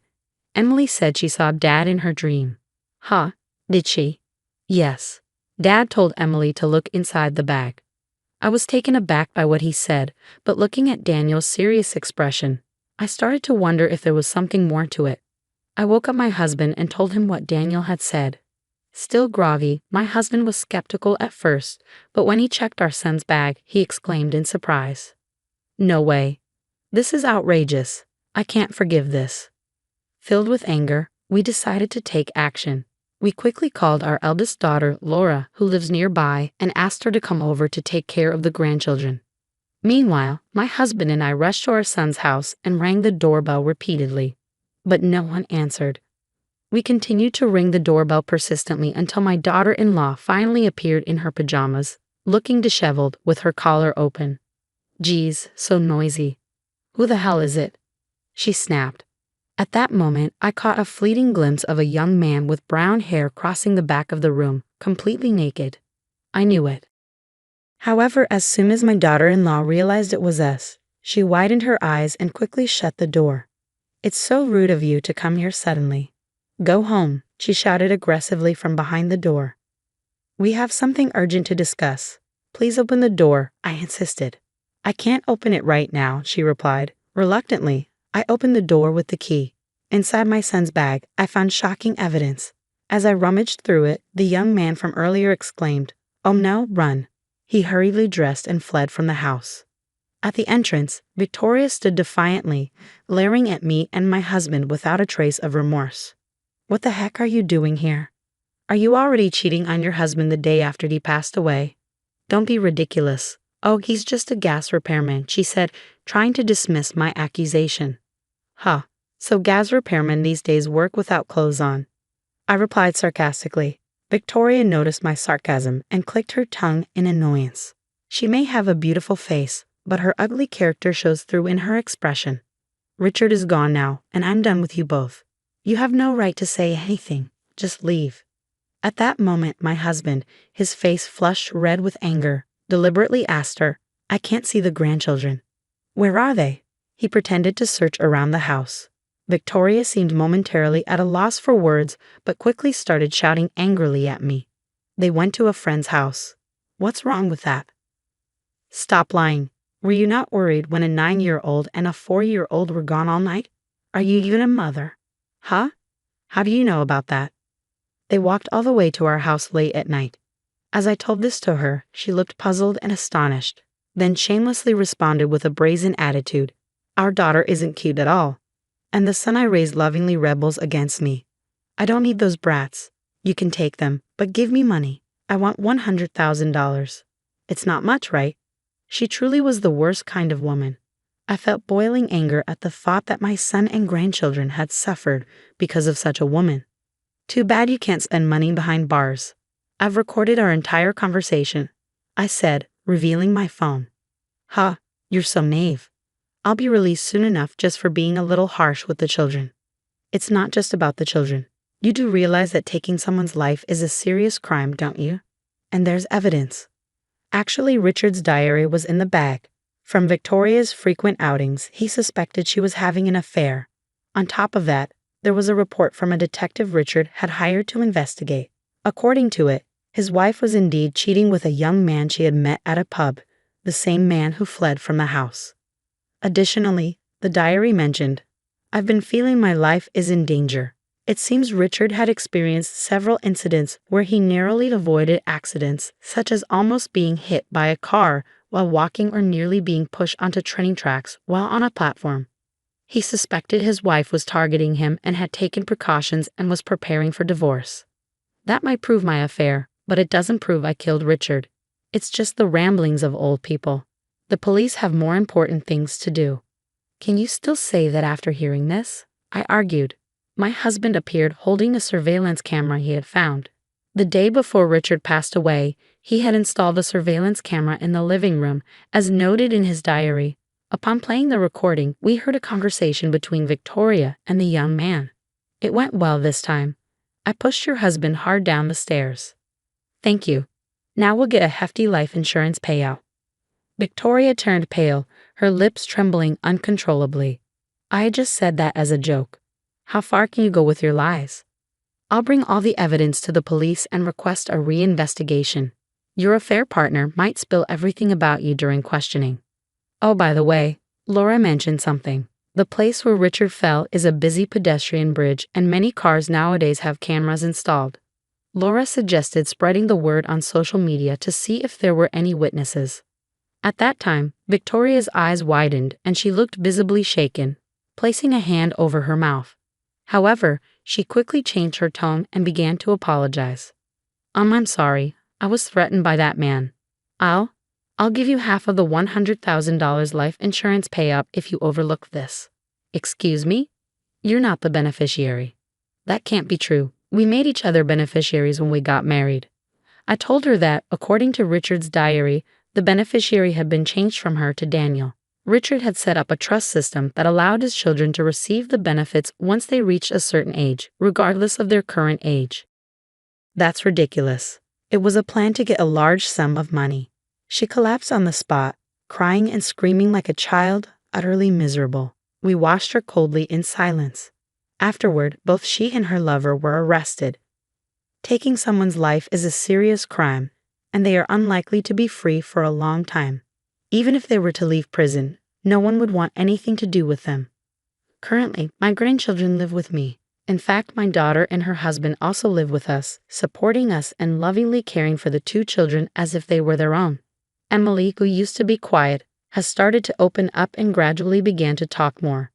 I am determined to stay strong and see these children's happiness through until the end. My name is Katie, and I'm a nurse. My husband Jack stays at home now.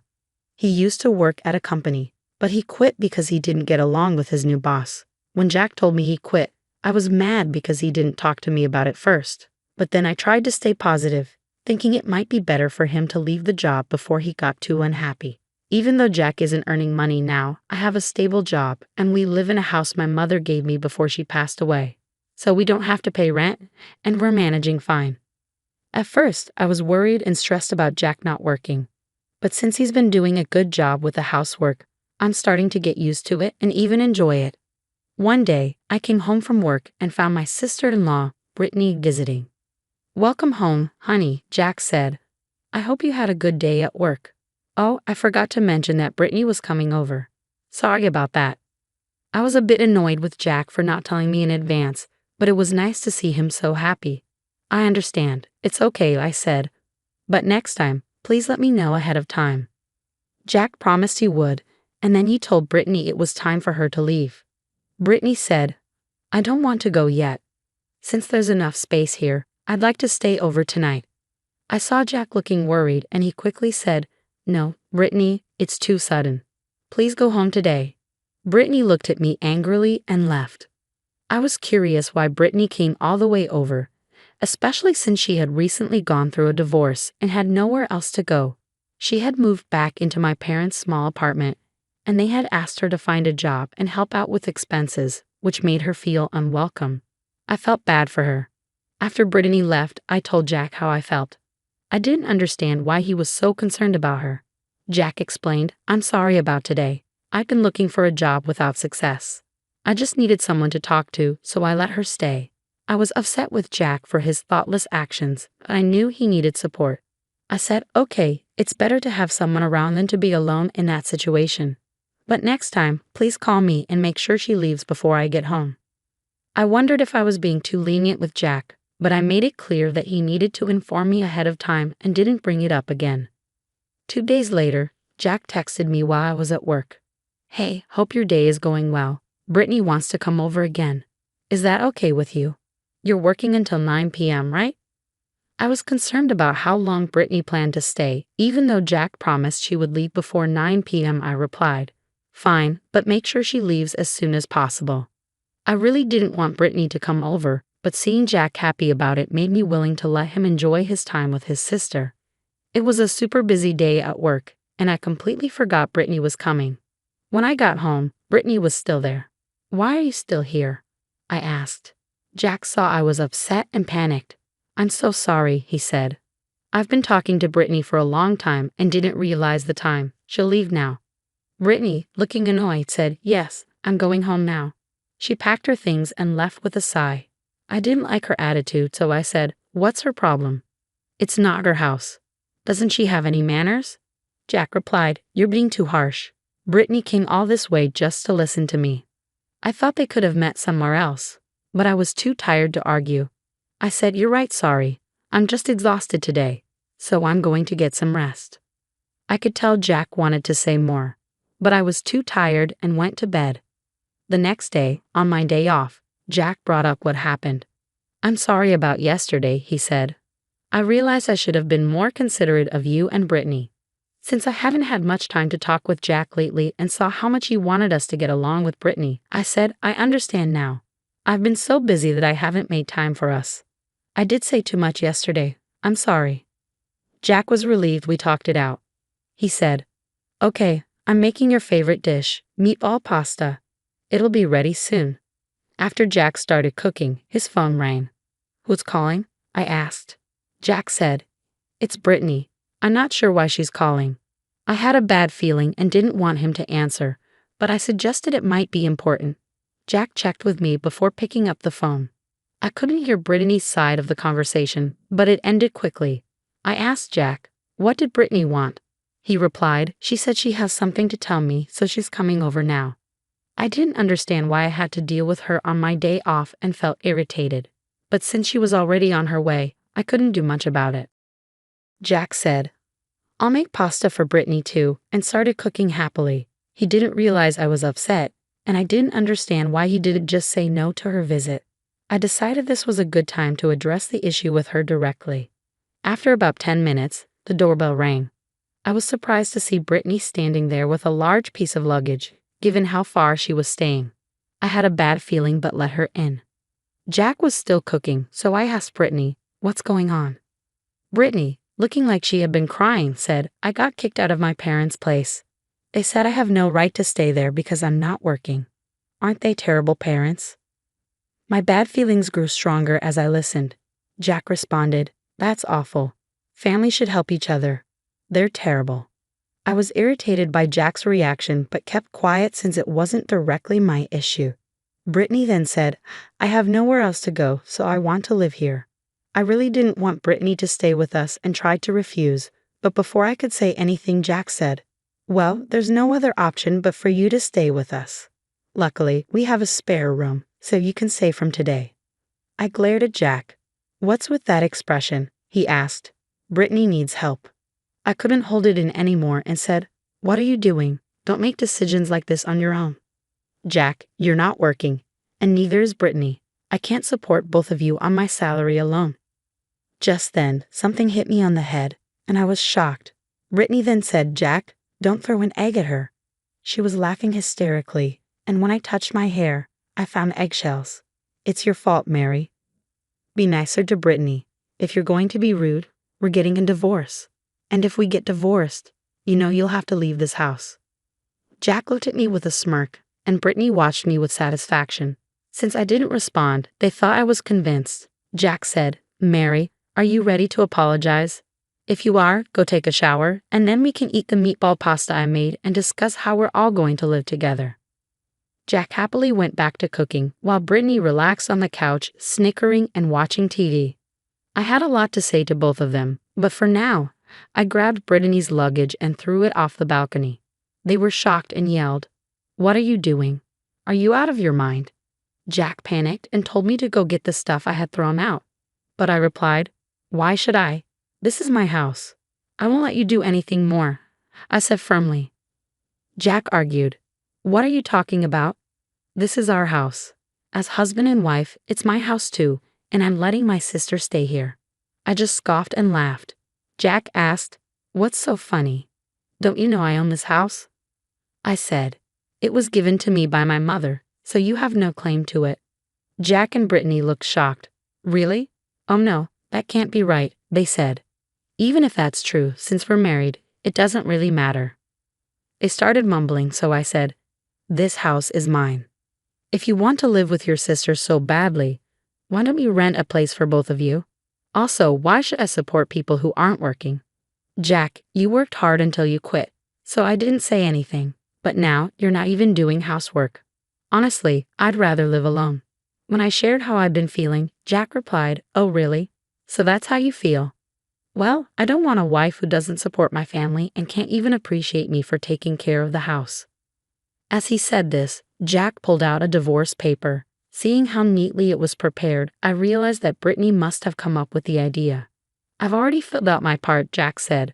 "All you need to do is sign it. I'll give you some time to think. Just contact me when you want to apologize." After that, they both left. I quickly took a shower, signed the divorce papers, and went to submit them. I suspected that Jack had shown me the papers to scare me. Even though it was Brittany's idea, Jack went along with it, and I didn't want a husband who would do that to his wife. A few days later, Jack called and asked, "Are you ready to apologize?" I was furious and replied, "Shouldn't you be the one calling me first? I don't have time for this." Jack's condescending tone made me even angrier. I said, "Why are you calling me all of a sudden? Why should I contact you, a stranger now?" He responded, "What do you mean, a stranger? Is something wrong with you? It was clear Jack didn't understand what was happening, so I told him calmly. I've submitted the divorce papers and it's finalized. We're strangers now. Also, I sold the house. So even if you want to come back, it won't matter. I've quit my job and am starting fresh somewhere else. I've sent all your things to your parents and they should be arriving soon. I'm a bit worried though since their place is small. Will everything fit? Jack sounded confused and started arguing with someone on his end of the phone. Anyway, you were the one who suggested getting a divorce, right?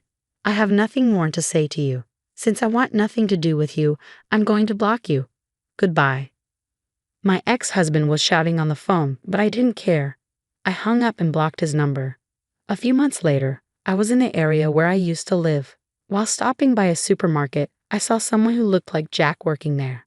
It seemed he had made a mistake at work, and a much younger woman was scolding him. How many times do I have to tell you? Don't make me repeat myself, she said, while other workers laughed.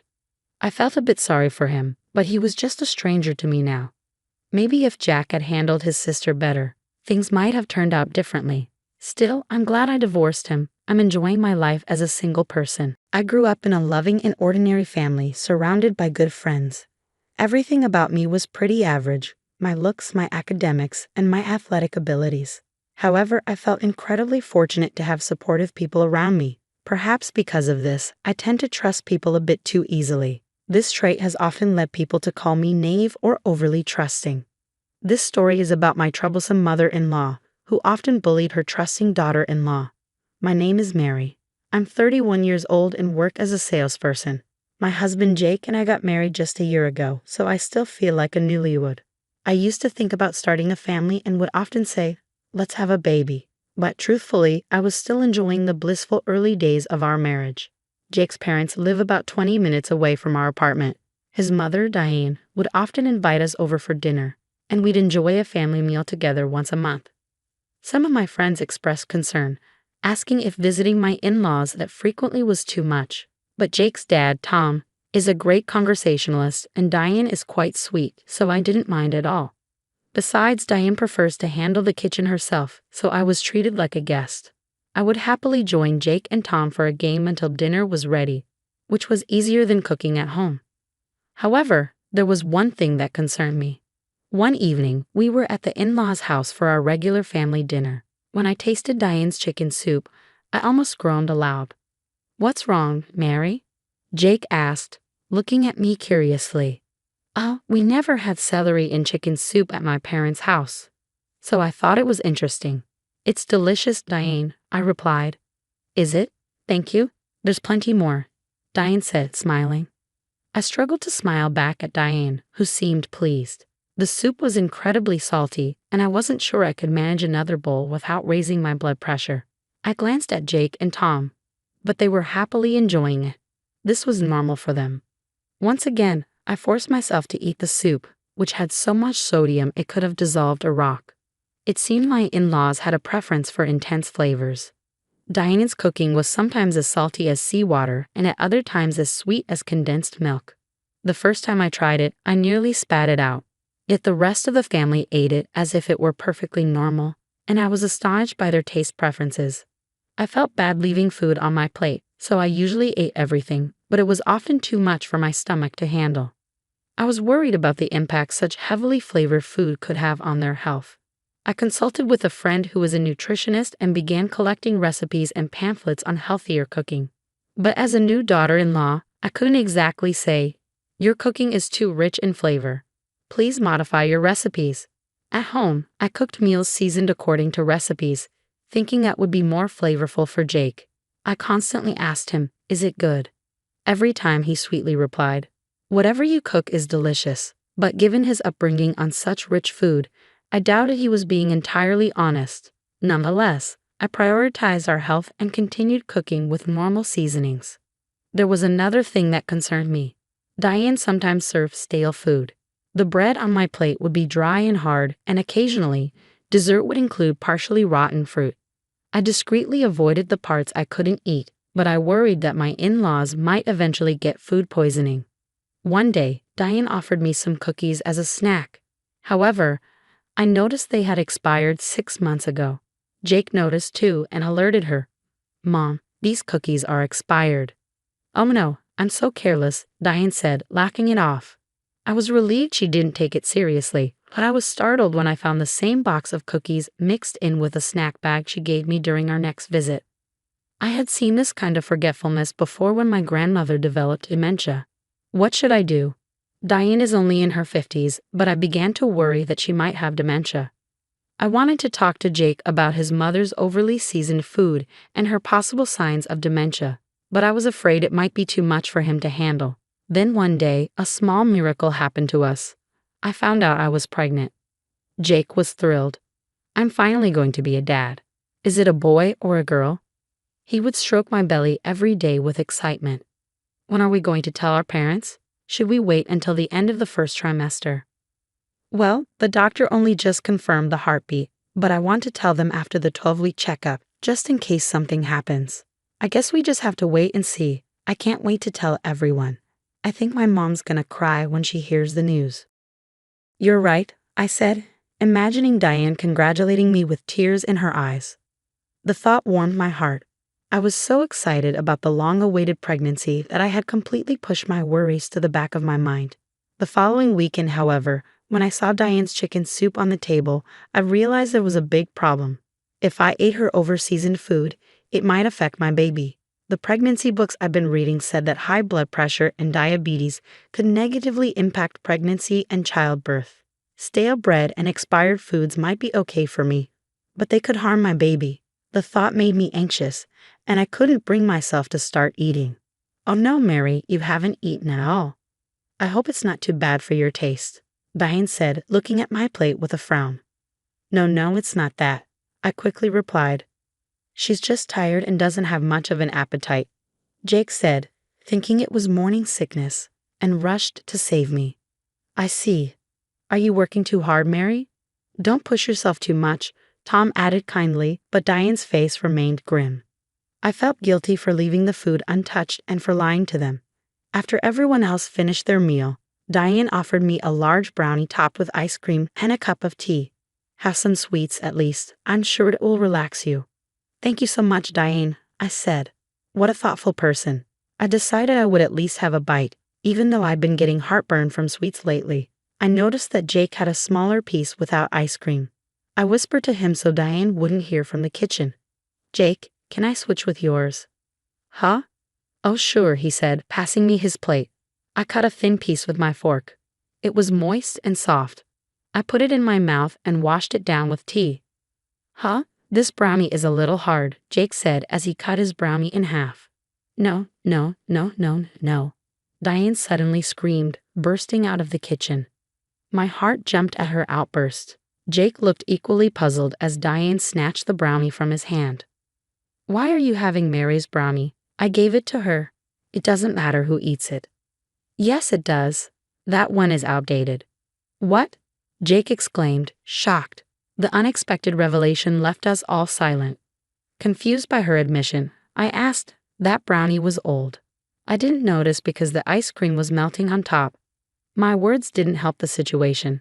Instead, they confirmed that there was malice in Diane's actions. In other words, she had tried to disguise the staleness with ice cream. Isn't that right, Mom? Jake asked Diane with chilling calmness. Diane quickly tried to make things right. No, that's not it. It's old, but it's big and still tasty, so I wanted Mary to have it. Then why did you stop me so forcefully from eating it? You gave it to Mary even though you knew it wasn't safe to eat. No way. I finally realized what was happening and a shiver ran down my spine. Have you been feeding me stale food and giving me expired snacks on purpose? I asked, my voice shaking. What? What's going on, honey? Tom glared at Diane like she was a stranger. No, not on purpose. I just happened to have some leftovers and I didn't want to waste them. So I gave them to Mary, Diane said, trying to defend herself. That's what you call on purpose. I can't think of any good reason to make someone else eat bad food that you don't want, Jake said, his anger barely contained. But she's not really our family. She's an outsider, so why not give her the old food, right?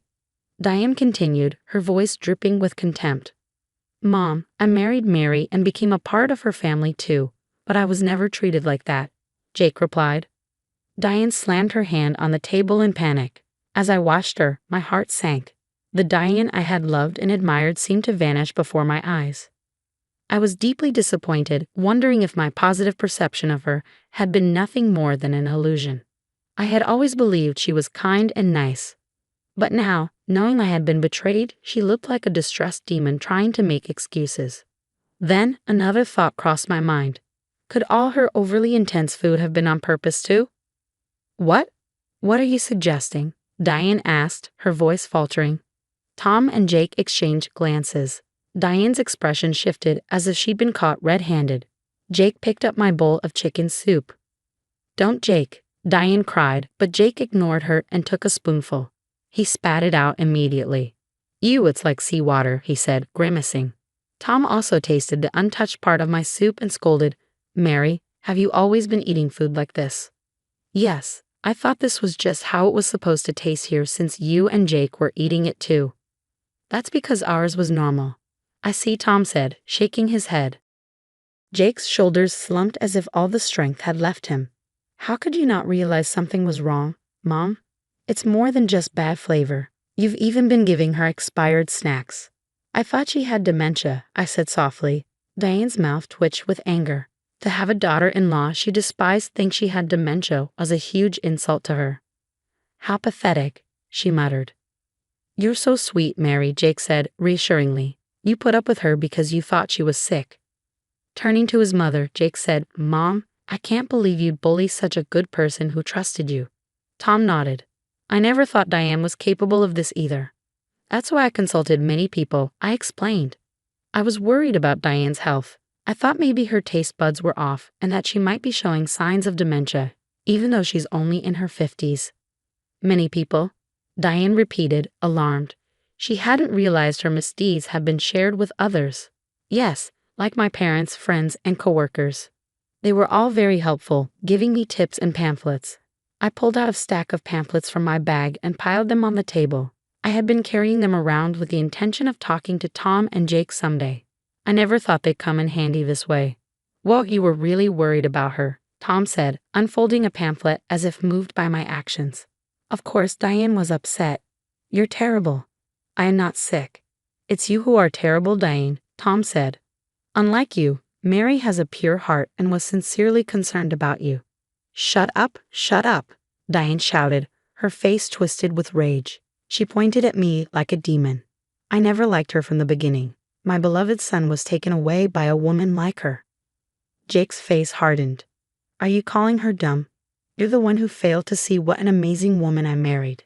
You were fooled by her, Diane yelled. In front of me, my in-laws had a fierce argument. Knowing Diane hated me was painful, especially because I had trusted her. Why didn't you tell me before the wedding? Jake asked later as we prepared to leave. If I had known, Diane interrupted, her voice hopeful. Jake, if I had known.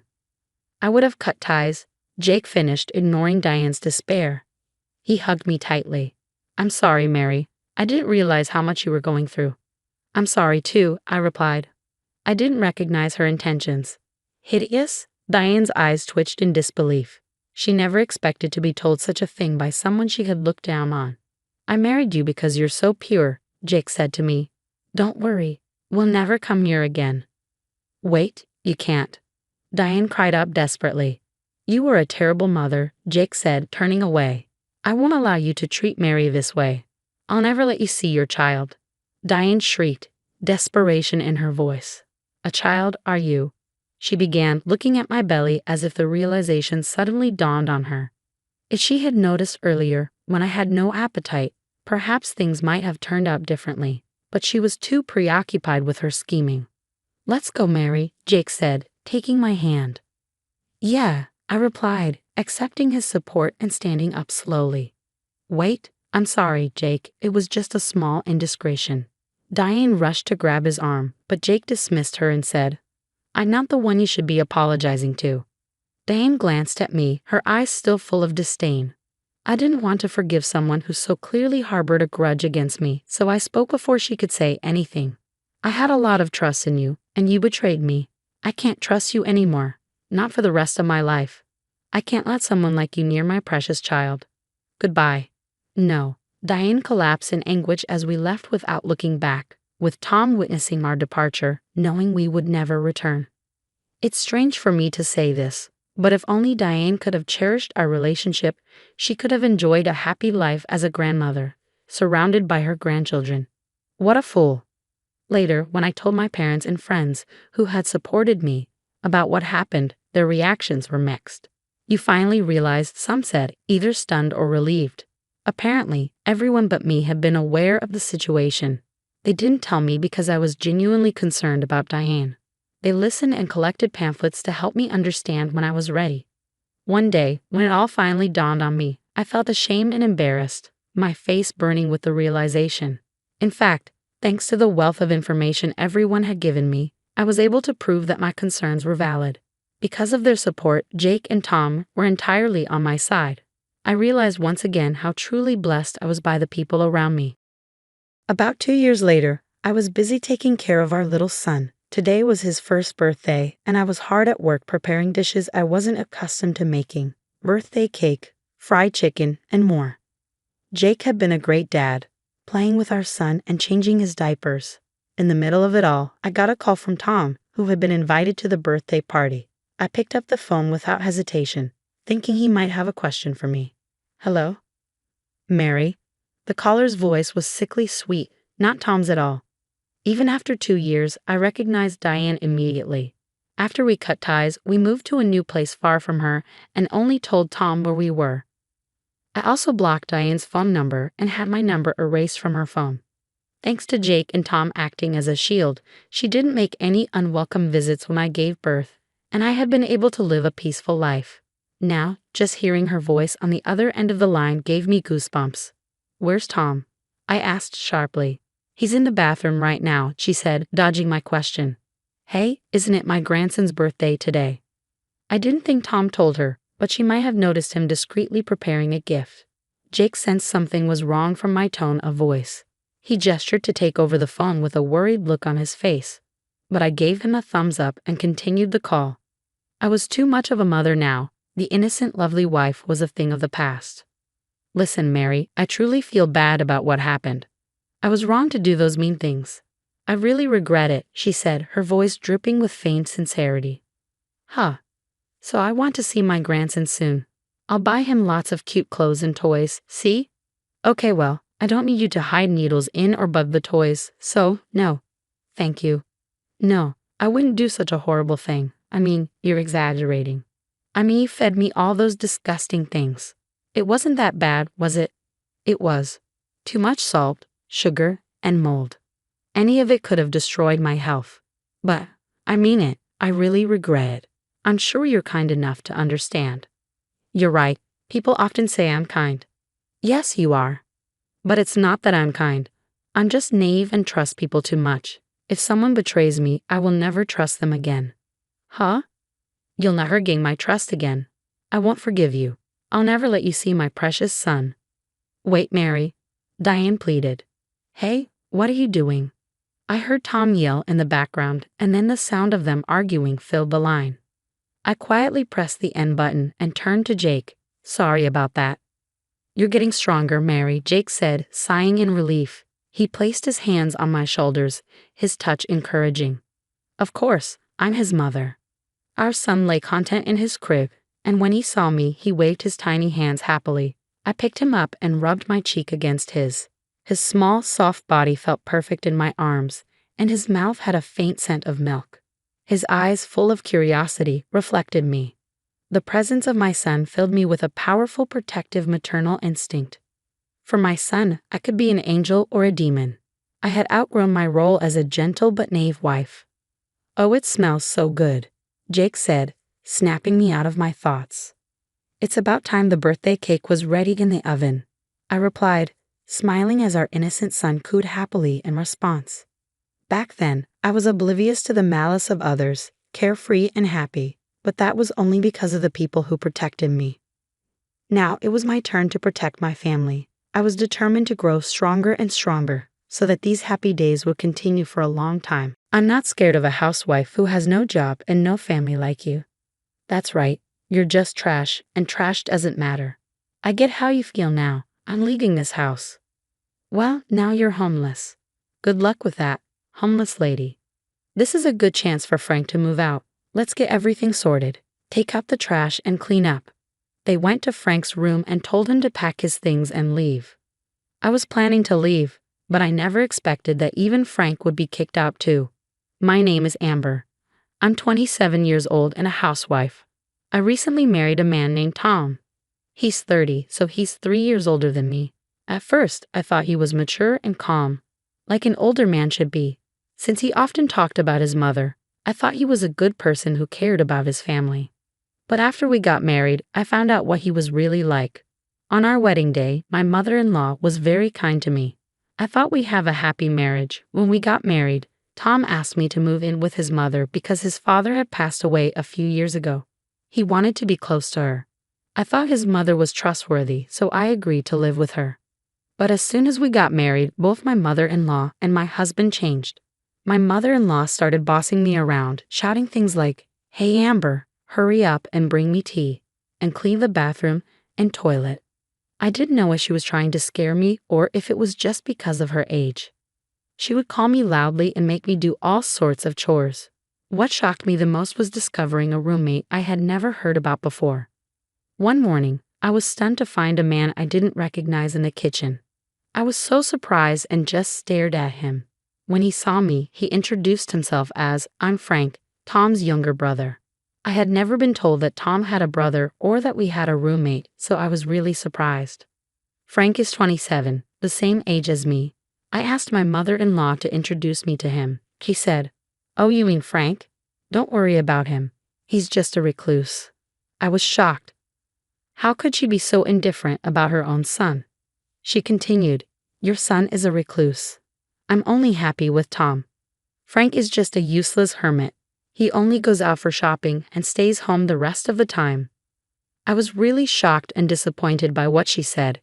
It was hard to believe that my mother-in-law changed so quickly after we got married. It's upsetting that she discriminates against her own son. Since I'm an only child, I didn't have any siblings to compare this to. I'd be devastated if my own mother treated me like that or ignored me. My parents have passed away. I envy those who still have their parents around. I wish that at least parents and children could get along well. I asked my husband about Frank when he got home from work.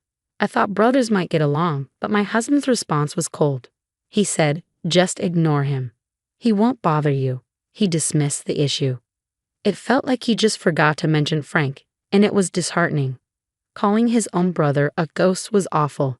My husband didn't seem to care about family memories. He was just overly attached to his mother. After finishing my chores for the day, I went upstairs feeling regret about this marriage. Then I ran into Frank, who was heading to the bathroom. "You married my brother, didn't you?" Frank asked. "Yes, why?" "I'm sorry, it's nothing, but I won't say anything bad." "You should leave," he replied. "What?" "I'm sorry, but you should get a divorce." I felt a bit hurt and confused. I was shocked by how my husband and mother-in-law were acting. I married my husband because I loved him, so it's hard to believe he asked me to end our marriage after just one day. "It's none of your business. I can handle it. I'm a competitive person." "I'm sorry for saying that," Frank replied. "And I'm also sorry for my outbursts," he said, bowing his head. I thought Frank seemed pretty strange. Until recently, I hadn't realized why my mother-in-law and I felt uneasy. He apologized so politely that I wasn't sure if he was sincere or just trying to warn me.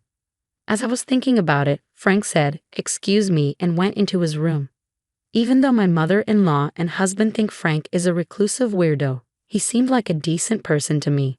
Maybe he just needs to be treated with proper courtesy. The next morning, while I was setting the table for breakfast, Frank came downstairs and wanted a drink. I said, "Good morning, Frank. Why don't you join us for breakfast?" "Good morning, Amber. Thanks for inviting me," Frank replied, and he sat down. "Amber, I'm not going to eat breakfast with that person. Just finish making the breakfast," my mother-in-law shouted at me. Frank quickly got up and went back to his room. I wanted to apologize for my strong reaction the day before, but I wasn't sure how to fix things. My mother-in-law told me, "All you need to do is housework. Don't do anything extra, okay?" She gave me a harsh look. I was shocked by her tone, especially since I was the bride-to-be. My husband's attitude toward me had changed a lot. "What's going on?" "Today's menu is curry. You should have told me earlier. I had curry for lunch too. What's wrong with that? Why didn't he call me and let me know he had curry for lunch and wanted something else? My husband kept yelling, and I stayed silent. Hey, you're not apologizing. Who do you think you are? You're here to do housework. Remember that. I was stunned and stayed silent. It felt like Tom didn't love me. He just wanted a housekeeper. It was awful. How could he be so calm while treating me like this? They didn't care about me. They only wanted to make their lives easier. They were using me. Seeing them laughing and watching TV in the living room, I went upstairs. Once I was alone, I started crying. Then Frank appeared and offered me a handkerchief. I'm so sorry, he said gently. I quickly wiped my tears. Sorry for using your handkerchief. No, I gave it to you because I wanted you to use it. I heard what my brother and mother said. I knew it. They're the worst. When my brother-in-law said he knew it, I asked him what he meant. He explained that he had been in a similar situation before. My husband had promised to marry someone else. But because my mother-in-law and husband treated her the same way they're treating me now, she ran away just before the wedding. Hearing that made me feel a bit better. It meant that the way they're treating me isn't unusual for them. It's a pattern. I felt hopeless though. How could I have trusted this? But I had nowhere to go if my husband kicked me out. As a housewife, I wasn't allowed to get a part-time job, and I couldn't afford to move out on my own. I didn't know what to do and ended up crying. Then Frank said, if we keep talking here, it might look suspicious. Let's talk at a coffee shop next time, if he'd like. He gave me a piece of paper with his line ID on it. I nodded and went to my bedroom. I decided it was time to leave the house. My plan for survival was just beginning. I decided to visit the city office for some important matters and stop by the supermarket on my way home. I told my mother-in-law I was leaving and walked out of the house. I won't forgive you if you leave any chores undone, my mother-in-law said. When she saw that I had made sure everything was perfect, she grumbled that she wouldn't accept it if I was late for dinner. I pretended to agree and went to the coffee shop where Frank and I were supposed to meet. At the coffee shop, I told Frank that my parents were gone and I couldn't rely on them for support anymore. I'd also mentioned that I had canceled my rental house and quit my job. I explained that I would have to start everything over from scratch. It's hard to move out of the house under these conditions, isn't it? The biggest challenge is dealing with work. It feels like you're being controlled by your mother and husband all day. Frank then asked, Amber, can you draw? Huh? What do you mean? Well, can you? Yes. I went to art school before. Really? That's great. Yes, but how? Just in time. Another manga artist is looking for an assistant and you can work remotely. But I don't have a computer right now. I'll lend you mine since I'm not using it. Really? Thank you so much. But why do you have an extra computer? What do you do for a living? That's very kind of you to ask. You don't think I'm just a recluse, do you? No, not at all. You're very polite and well-groomed, so I don't think that. You work from home, don't you? Yes, I'm an engineer. An engineer? Yes. I used to work for a company, but now I have my own business. Wow, I didn't know that. I didn't realize you owned a business. Yes, it's easier for me to run my own company because I make the decisions. We also have web designers who work for us. Since we're a small team, we all work remotely from home. That must be why you're always at home. But your mother and Tom said you're just at home doing nothing. You haven't told them the truth. I don't see any point in telling them. True, but if you're such a good manager, why don't you go out more? It's because I first learned about Frank's thoughts here. He said, that's not about me. I need to introduce you to the manga artist. Frank quickly made a call, and soon we set up a remote interview. I was scheduled to talk with the manga artist on Wednesday. My mother-in-law usually had lessons and would go out afterward, so I could do the remote interview then. I made a good impression during the interview and was hired right away. They said they would mail the hiring documents to Frank. So for the job, everything was set. Next, we needed to find a new place. Frank said, I have a friend who works at a real estate agency and can get you a good deal. Who is this friend? He has lots of connections. We found a new place that met my needs and signed a contract. Just when everything seemed to be going well, I had an argument with my husband one night. Hey, where's dinner? My husband asked when he woke me up from sleep. He was a bit drunk, like he had just come home from drinking. Dinner? It's midnight. You said you weren't hungry because you were going out for drinks. Shut up. The king is home, and you don't even greet me. Now you say you won't cook. You're a bad wife. Useless. His words made me furious. What? Do you have any idea how hard I've been working with your mother for you? How can you act so superior? That's because you're my wife. You should support me and take care of the house. If you can't do your chores, don't argue with me. A wife who can't handle housework is like trash. As he said this, the door opened and my mother-in-law came in. You're like trash. Frank is trash too, and this place is a mess, my husband said, sneering. Yes, let's go. I need to deal with our trash. What did you just say? I asked. He opened a drawer and showed me a divorce paper. You're no good to me anymore. I'm going to find another wife who can do your job. I'm divorcing you. Get out of my house. You think of your wife as just a servant. Don't worry about what you've said. I hope you regret it someday. What are you talking about? I'm not scared of threats from a housewife with no job and no family like you. My husband left and my mother-in-law laughed. That's so true. You can't do anything about it because you're just garbage. Well, I understand how you feel now. I'm moving out of this house, I said as I signed the divorce papers and left. I put the papers in my bag and started packing my things. My mother-in-law and husband watched me with grins on their faces. Now you're homeless. What are you going to do now? Well, that's none of our business. Good luck with that, homeless lady. Oh, and Frank should get out of here too. Yeah, let's clear the place out. After we get rid of him, we'll tear down this wall, remove it, and connect it to my place. It'll be much bigger and more comfortable. My husband and mother-in-law were already planning what to do next. They went to Frank's room and told him to pack up and leave. I was going to leave anyway, but I never expected Frank would be kicked out too. I regretted letting my emotions get the best of me and having that fight. I'm sorry, Frank. It's my fault. Don't worry. I've realized I can't live with those people anymore. Plus, I've got something new I'm excited about. Maybe that fight was a blessing in disguise, Frank said with a smile. I was relieved he wasn't upset about leaving. 2 days later, on Wednesday, when my mother-in-law was out of town, Frank and I called a moving company and moved out. You finished moving. My mother-in-law called my new place. Don't worry, we've already left. Frank moved with you, right? Yes, we moved out together. I'm glad I don't have to see you two anymore, my mother-in-law said, ending the call cheerfully. What she didn't know was that Frank and I were planning our revenge. I had just moved into our rented house and was starting fresh. Thanks to Frank, I received a substantial amount from my husband in the divorce.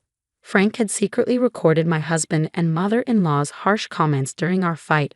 These comments were considered harassment, so the divorce was ruled to be due to their actions. As a result, I was awarded a large alimony payment, which was my first taste of revenge. Frank's lawyer friend handled the alimony case for me. My husband was shocked and agreed to the payment. I was grateful for Frank's help, even though I still wondered who his lawyer friend was. A few days later, my ex-mother-in-law called me several times, like a persistent demon. I thought I had forgotten to block her number, so I answered. Amber, where are you? I'm not telling you. I'm a stranger now. Please don't say that. I'm calling because… where's Frank? Huh? Why are you asking about Frank? I'm trying to find him but can't reach him. That's too bad. Maybe he doesn't want to see you anymore, I taunted her. The tone changed. Don't be silly. You moved out together. You must know where he is. A bunch of jerks. I know where he is, but I won't tell you. Look for him yourself. Where are you anyway? You have no home, no job, no place to live. If you beg me, I might let you come back, but you'd have to be my housekeeper. I'm not coming back. I have a job and a place to live now. I don't mean to come back to you. That's a lie. My ex-husband was surprised that I had moved on so quickly. Well, I don't mean to correct him. Please don't call me again. If you do, I'll call the police. Wait a minute. I ended the call and blocked my mother-in-law's number. I had already blocked my ex-husband's number. They were panicking because they had just realized the truth. They mistakenly thought my father-in-law left them a lot of money, but it was actually Frank who had been sending money to their account every month. My mother-in-law thought Frank was a recluse and unemployed, not knowing he was secretly providing for them. When Frank was kicked out, he stopped the money transfers. They must have realized who had been supporting them. But it was too late. Frank had already cut ties with his mother and brother. My ex-husband had no money to pay the alimony, and my ex-mother-in-law relied on the money Frank used to send. Without it, she was in trouble. They got what they deserved, and I felt no sympathy for them. By the way, Frank bought a luxury flat in Tokyo and is living comfortably. He kept his promise to his father, who loved him despite the cruelty from his mother and brother. Frank supported them secretly to fulfill his father's wish. The two who kicked out such a kind-hearted person are the worst. I met Frank once after we moved out.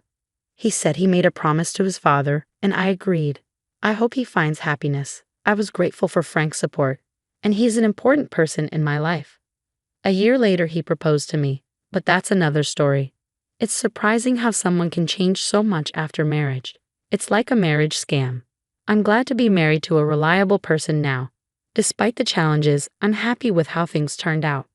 Thank you for watching until the end. Please subscribe to our channel if you liked it. See you in the next video. I'm really sorry. It's okay, take your time and tell me slowly, I said gently as my niece fought back tears. Despite her distress, I encouraged her softly, trying to offer comfort. Before she could say anything more, she pulled an audio recording from her pocket and played it. I was stunned by the voice I heard, cursing my own ignorance. The situation was far more tragic and difficult than I had realized. Overwhelmed by the revelation, I broke down in tears and steeled myself for what was to come. Let me introduce myself. I'm Kathy. I work at an IT company where I hold a responsible position and earn a decent living. Although I could afford to live on my own, I stay with my parents since my workplace is close by and I can work remotely. I contribute financially to the household, and my parents prefer my company as they would otherwise feel lonely. I have an older sister who is 2 years my senior. She used to be happily married to a kind man, and they had a daughter named Susan. However, her husband passed away from an illness 3 years ago. At his funeral, I saw how exhausted my sister was and suggested, "Why don't you come back home until things settle down? You have Susan to think about too." "Thank you for worrying, Kathy, but I'll be fine," she replied. She refused to return home, and though I found it odd, I attributed it to her strong-willed nature and her reluctance to lean on our parents. She continued working and raising Susan as a single mother. Despite the increasing burden, she assured me she was managing. A year ago, my sister fell ill and passed away. We took Susan, who was still in elementary school, into our home. Since moving in with us, Susan seemed unusually withdrawn. I remembered her as a lively and cheerful girl when her parents were alive, and I knew losing both parents so quickly must have been a heavy blow. I wanted to help her regain her spark. My parents tried talking to her, but she remained unresponsive. I suggested outings on my days off, but she showed no interest. Not wanting to push her too hard, I held back. 3 months later, Susan suddenly started apologizing, crying when my parents weren't around. "Kathy, I'm sorry," she said, tears streaming down her face. "What happened? Did something bother you?" I asked, confused. "No, it's not that. I'm just sorry," she repeated, her tears a complete surprise to me. She wouldn't explain why she was crying, only apologizing, and she always managed to keep it hidden from my parents. This only fueled my curiosity further. Another puzzling issue was my parents' frequent trips over the past few years. While occasional travel was fine, I couldn't understand how they could afford it on my contributions and their modest pensions. My father had been a manager at a small company and after retiring hadn't worked. My mother had been a housewife. Despite my efforts to manage most of the household chores, they seemed to be spending more than they should. "Mom, Dad, it's okay to travel sometimes, but please save some money. You don't need to keep saying you're careful with your spending. I've worked hard for you all these years, and we don't have much time left," I said, trying to be considerate. "Stop meddling in our affairs. We just want to enjoy ourselves," they retorted. I was exasperated. Whenever they went on trips, Susan seemed like she wanted to share something but never did. I decided to wait until she was ready to talk. A few months later, my father approached me, looking pleased. "Kathy," he said, "your mother and I are going on a week-long overseas trip soon." "An overseas trip? How can you afford it? I just told you to save money." I protested. "We came into a bit of money," my father replied dismissively. "From where?" I asked, but he waved my question away. "Does it matter? We want to make some memories in our old age. Your mother and I deserve this experience. All right, fine, I said, though I couldn't shake the suspicion about their sudden windfall. I decided not to push further, thinking it was their money after all. Take care of things at home while we're gone, they instructed. Got it. Have a safe trip, I replied, trying to mask my concern. On the day of their trip, my parents left cheerfully, promising to bring back souvenirs. After seeing them off, I turned back to the living room and found my niece, Susan, standing there, looking as if she were on the verge of tears. Recognizing that something needed to be done, I decided to confront her. Susan, what's the matter? Your grandparents have left for their trip. It's just the two of us now. Please take your time and tell me what's wrong. I'm sorry, she said, beginning to cry again. I gently urged her to open up. Actually, she said, pulling out her smartphone and pressing play, I need to show you something. The recording that played was filled with my parents' angry voices. I was stunned. No matter how I listened, it was unmistakably their voices, though they had never spoken to me like this before. Is this really Grandpa and Grandma? I asked, incredulous. Yes, Susan confirmed, her voice trembling. They often came over when my parents were still alive. They used to nag and complain a lot, especially about my parents' marriage and making irrational demands for money, claiming it was compensation for taking their daughter away. I was horrified. I had no idea they were like that. I thought they were just visiting to see their granddaughter. Susan continued, they would threaten my parents under the guise of visits, extorting money every time they came. I would hide in my room whenever they were here because they were always yelling at my parents. I see, I said, feeling a pang of guilt. That must have been really tough. But how did you manage to record this? Susan explained that she had been given an old smartphone of her parents as a toy, and she happened to use it during one of those visits, capturing their angry outbursts. I was grateful for her bravery in recording this evidence. How often do they come to your house? I asked, the question that had been bothering me. I think it was almost every week, Susan replied. To think they visited my sister's family so frequently without my knowledge was shocking. In hindsight, I remembered how my sister and her husband had appeared increasingly haggard each time I saw them. When I asked my sister if she was okay, she had said they were just dieting together, which I had taken at face value. But now I realized that the strain from my parents' demands must have been wearing them down. I cursed myself for not probing further. If I had noticed the signs sooner, this might not have happened. I'm sorry for keeping it hidden, Susan said through her tears. I was scared of what Grandpa and Grandma might do if I told you. I should have been more aware, I said, holding her close. I'll protect you from now on. But what if they come after you too? Susan asked, her voice trembling. Don't worry about me, I reassured her. I won't let them win. We'll face this together. Yes, if I'm with you, I'm not scared, Susan said, determination in her eyes. Seeing her resolve, I nodded. During the week my parents were away, Susan and I prepared.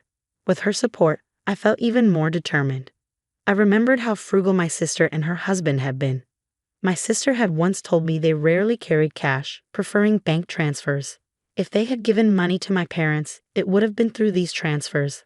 I searched the house and eventually found what I was looking for. I discovered my parents' bank passbook, revealing the frequent deposits they received from my sister and her husband. It was clear they had been living frugally to cover these payments. Ripping the passbook, I trembled with anger. I decided to take it to a private investigator to uncover the full extent of my parents' dealings.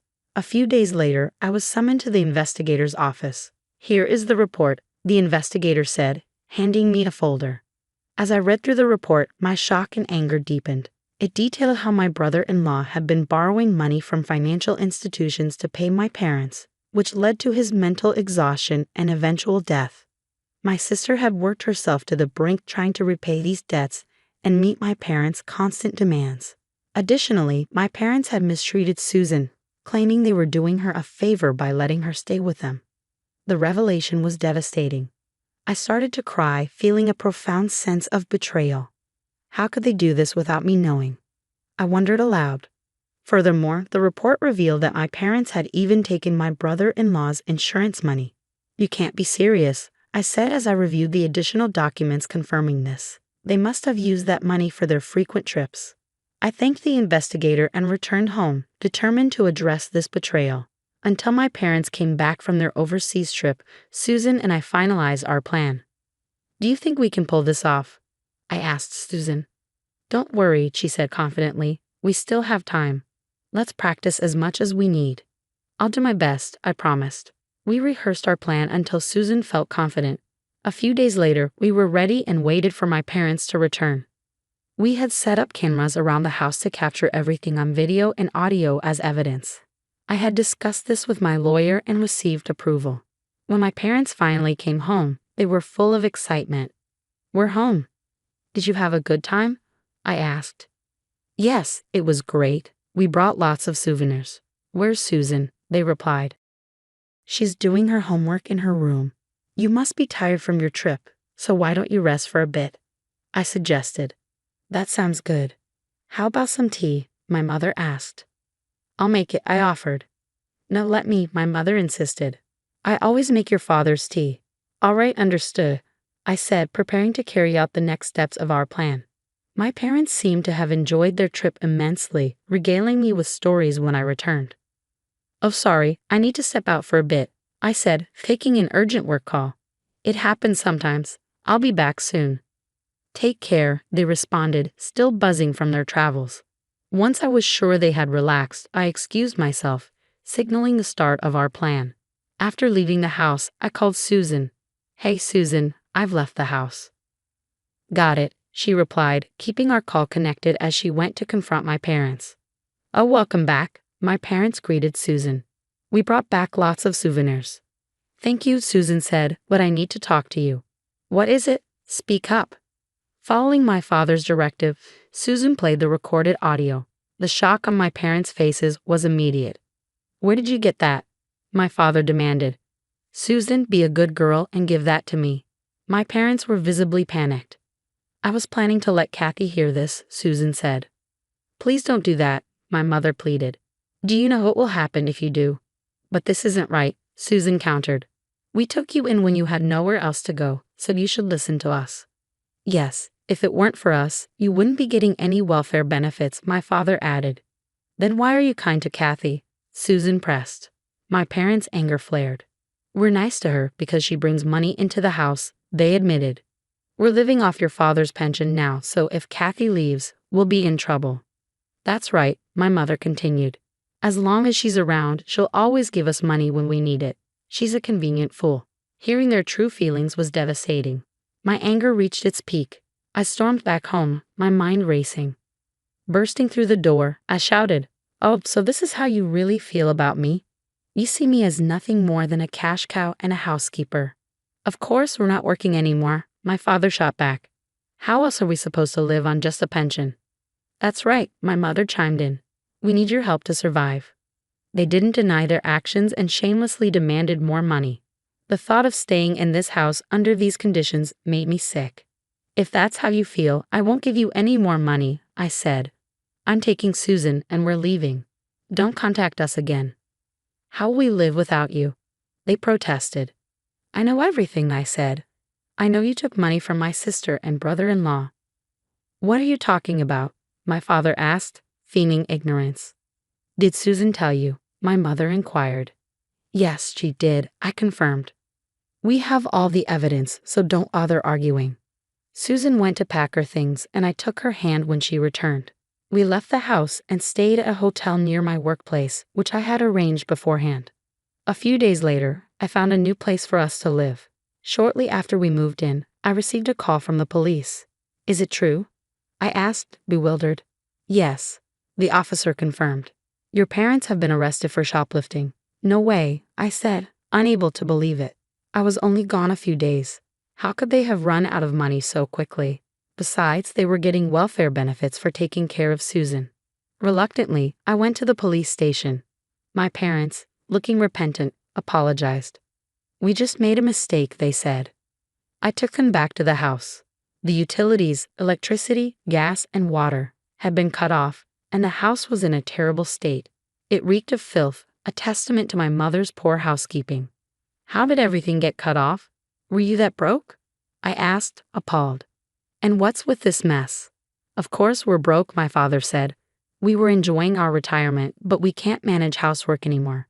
You took Susan, so we stopped getting welfare. My pension isn't enough. If you had kept giving us money, we wouldn't have had to steal, my mother said bitterly. They angrily blamed me for their situation. I sighed in exasperation. This is your own fault. How many times did I tell you to save money?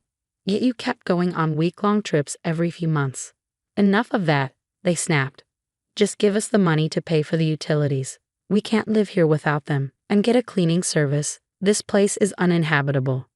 Their demands were relentless, and their blame shifted entirely onto me. I was beyond furious. I was simply fed up.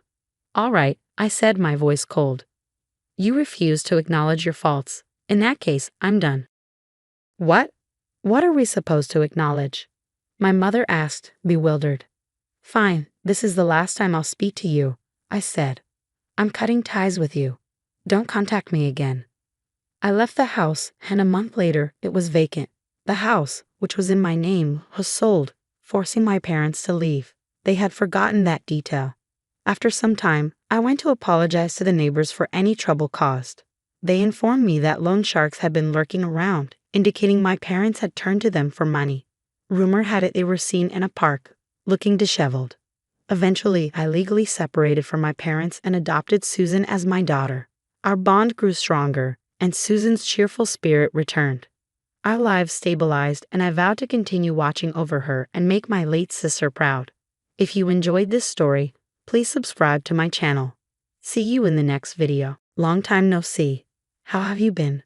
Well, my mom, who I haven't spoken to in a long time, and my husband came to my dad's funeral. You've got a lot of nerve coming here after everything you've done, I said to her sarcastically. She didn't react at all to my comment. Well, it's my husband's funeral.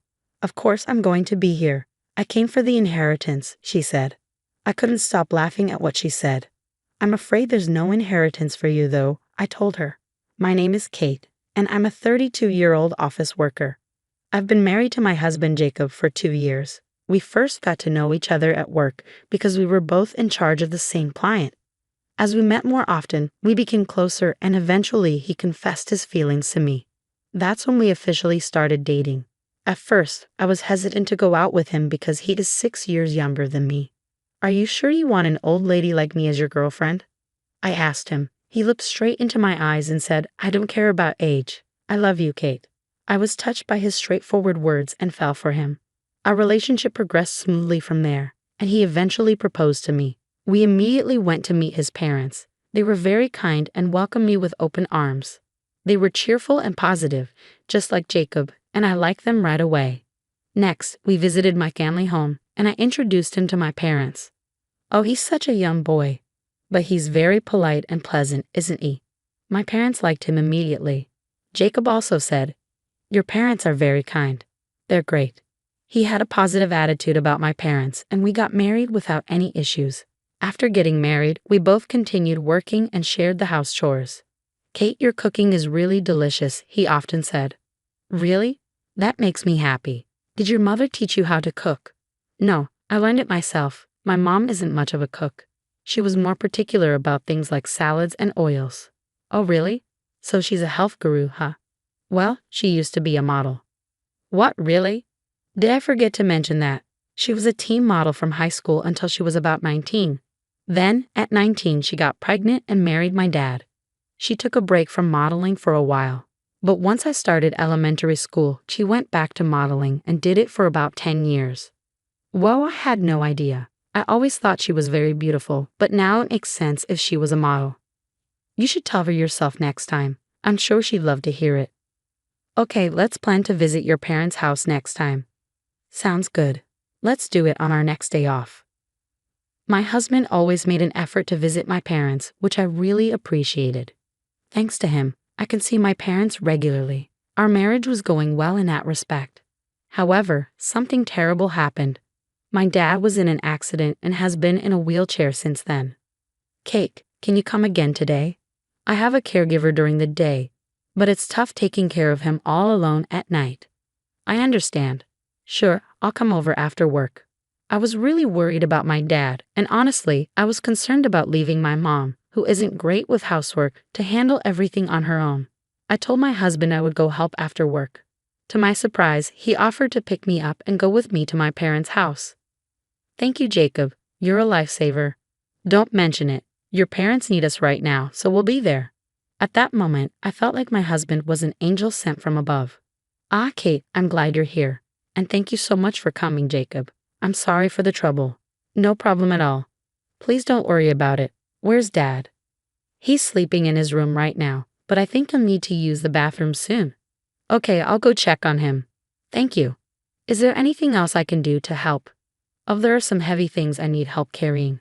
Ever since my husband started using his wheelchair, there's been no one here to lift heavy stuff. Oh, I understand. That makes sense. I'll take care of it. My husband was happy to help my mom with her request. I was really glad he came along. Dad, you're awake. Thanks for coming, Kate. I heard your voices and woke up. I see. Do you need to use the restroom? I can help you get there. Oh, I think I'll take you up on that. I'm really sorry for the trouble. Don't worry about it. I was able to go to college because of you. It's my turn to help you now. Thank you, Kate. After taking care of Dad, my husband and I went back home together. When we arrived, my husband had something to suggest. Hey, how do you feel about us moving in with your parents? What? Well, honestly, it must be difficult for your mom and dad to live alone in their current situation. Yeah, but are you okay with that? They aren't your parents, you know. Won't you feel stressed? Not at all. Your parents are really kind, so I have no problem living with them. Jacob. I was deeply grateful for my husband's suggestion. Truthfully, I have been thinking the same thing. There's a 15-year age gap between my mom and dad. Dad was a CEO and met Mom at a party for wealthy people. He fell in love with her beauty at first sight, and that's how our family began. They married when Mom became pregnant with me. Since Mom isn't good at housework, her mother and my grandmother often came over to cook and clean for us. I remember watching my grandmother cook when I was little. Mom had a unique view. She believed that as long as she was beautiful, she didn't need to do anything else, so she rarely did housework. I started living on my own when I went to university, so I learned how to do housework and cook. I can manage most things by myself. But Mom wasn't able to do much, so she struggled to take care of Dad alone. That's why I wanted to be there for Dad and support him as much as possible.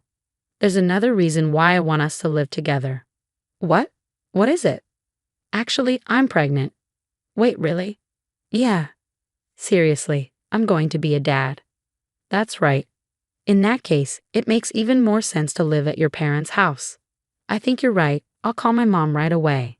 When I talked to my mom, she thought it would be a big help and agreed to let us move in. So my husband and I moved into my parents' house and started living together there. I decided to focus on being a full-time homemaker while taking care of my dad at home. I prepared well for the birth of our baby. If anything came up, my mom would take me to the hospital, and even though she couldn't cook much, she would buy whatever I needed from the store. That alone was a huge help, and it was comforting to be back home. My husband seemed to get along well with my parents. He would talk to my dad about his health and have enjoyable conversations with my mom. Seeing this, I felt reassured that marrying him was the right decision. Jacob, could you come with me to the store?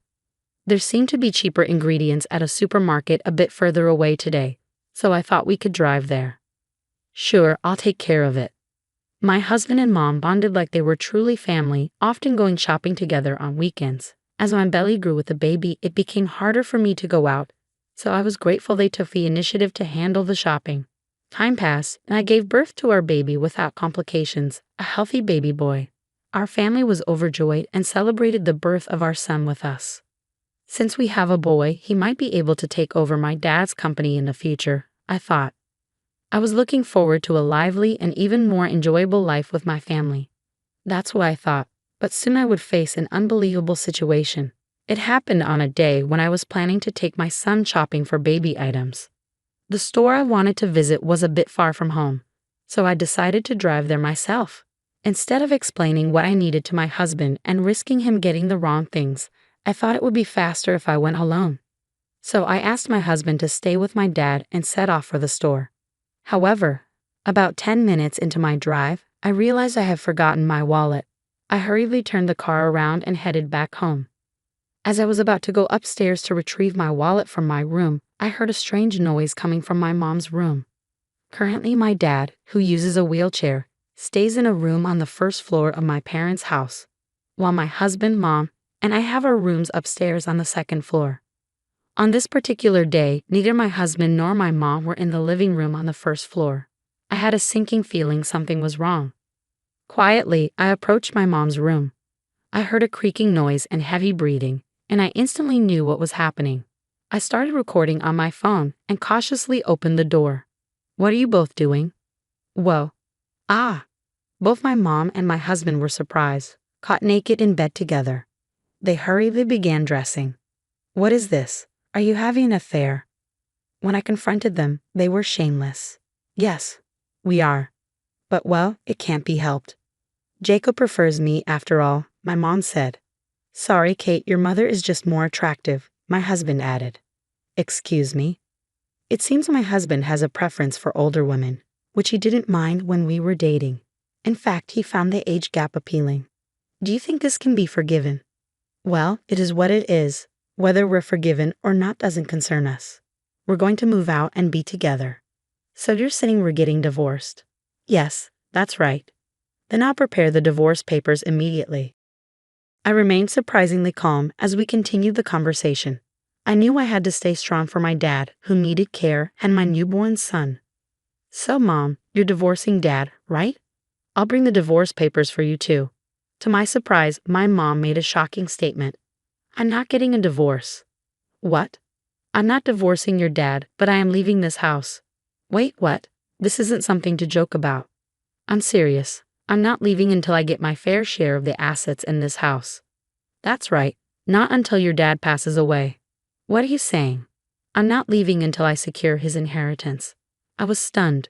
My mom was refusing to divorce my dad so she could ensure she received his inheritance.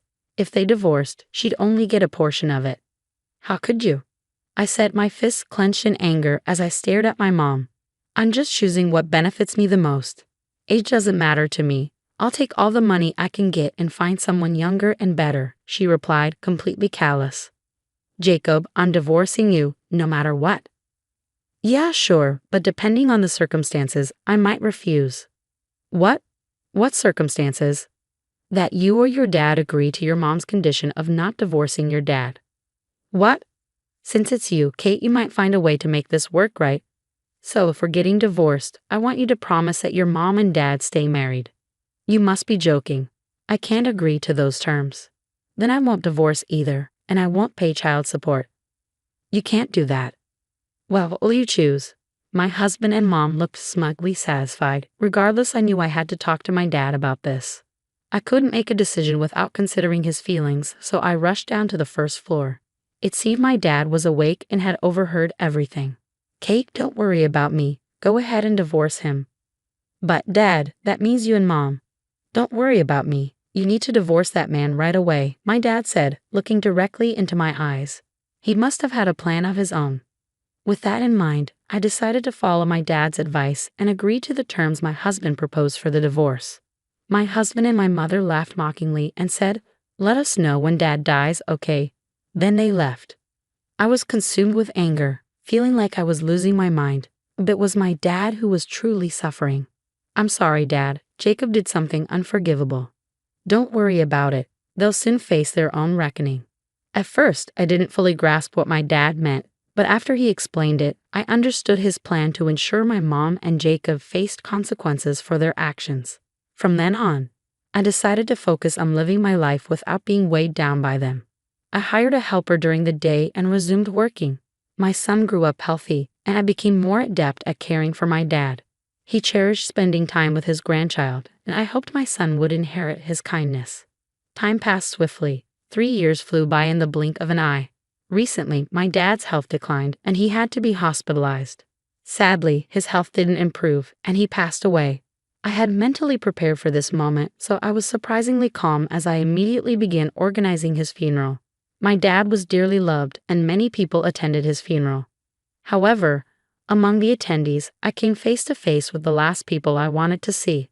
"A long time no see. How have you been?" I arrived as I said I would, only to find my mom and my ex-husband standing there. "What are you doing here?" "I came to fulfill my promise." They had both come to my dad's funeral. How dare you show your faces here after what you've done? Kate, attraction between men and women is often instinctual, so it's beyond reason. Those drawn to each other can't always help it. She didn't seem fazed by my sarcastic remarks. Then why are you at my dad's funeral? You could have stayed with him alone. Well, it's my husband's funeral, so it's only natural to attend. And as I mentioned before, I have a promise to fulfill. I'm here to claim my inheritance. Now tell me how much I'm getting. I couldn't help but laugh at my mom's boldness. I'm sorry, but there's no inheritance for you. What? What do you mean? She's entitled to a share of the estate. I'm sorry, but my mom and dad are already divorced. What? I never agreed to a divorce. Have you forgotten that you once handed my dad divorce papers? He kept them for a moment like this. After you both left, my dad filed for divorce. You're no longer married to my dad, which means you're not entitled to his inheritance. As I said this, the color drained from my mom and ex-husband's faces. No, you're lying. That can't be. Now that you understand, could you please leave? You understand the situation, right? Many people who respected my dad began to gather around us. They all condemned the two who had betrayed and hurt my dad. Realizing the gravity of the situation, my mom and ex-husband promptly left the funeral. According to reports, they were living a lavish lifestyle that far exceeded my ex-husband's income. It appears they even depleted my mom's savings, resorted to taking out loans, and were in dire financial straits when they learned of my dad's passing. They had hoped to use his inheritance to clear their debts, but their hopes were dashed when they received nothing. Now, their whereabouts are unknown, and I had chosen not to concern myself with it. On the other hand, I took on a role at my dad's company a few years back and eventually became the CEO before his passing. Now, I'm dedicated to safeguarding his legacy as CEO while also raising my cherished son. I envision him possibly taking over the company one day, but if he pursues other aspirations, I'll wholeheartedly support his dreams. For now, I cherish watching my young and adorable son grow. Narrator's comment: cheating with your wife's mother. That's about as low as it gets, isn't it? Even if someone has a preference for older partners, that's truly unforgivable. Kate's mother also displays the worst kind of behavior. Perhaps those at the lowest moral levels are naturally drawn to each other, but it's satisfying to see that their actions led them into financial ruin. Kate should continue excelling as CEO and enjoy happy days with her son. Your son has a warrant out for his arrest. Hearing those words, my mind went completely blank. What? Why, my son is being arrested? What does this even mean? Questions began swirling in my head, one after another, but none stayed long enough to grasp. I stood frozen in the doorway, speechless, my mouth opening and closing like a fish out of water. The police officer stepped forward, clearly intending to prevent me from shutting the door. Overwhelmed by the presence of the three large men, I instinctively tried to close the door quickly, anxiety surging through me. Your son is here, isn't he? May we come in and talk for a bit? One of the officers asked. Just a moment, please, I stammered, desperately trying to stop them from entering. I braced against the officer's chest, using every ounce of strength in my legs to hold my ground.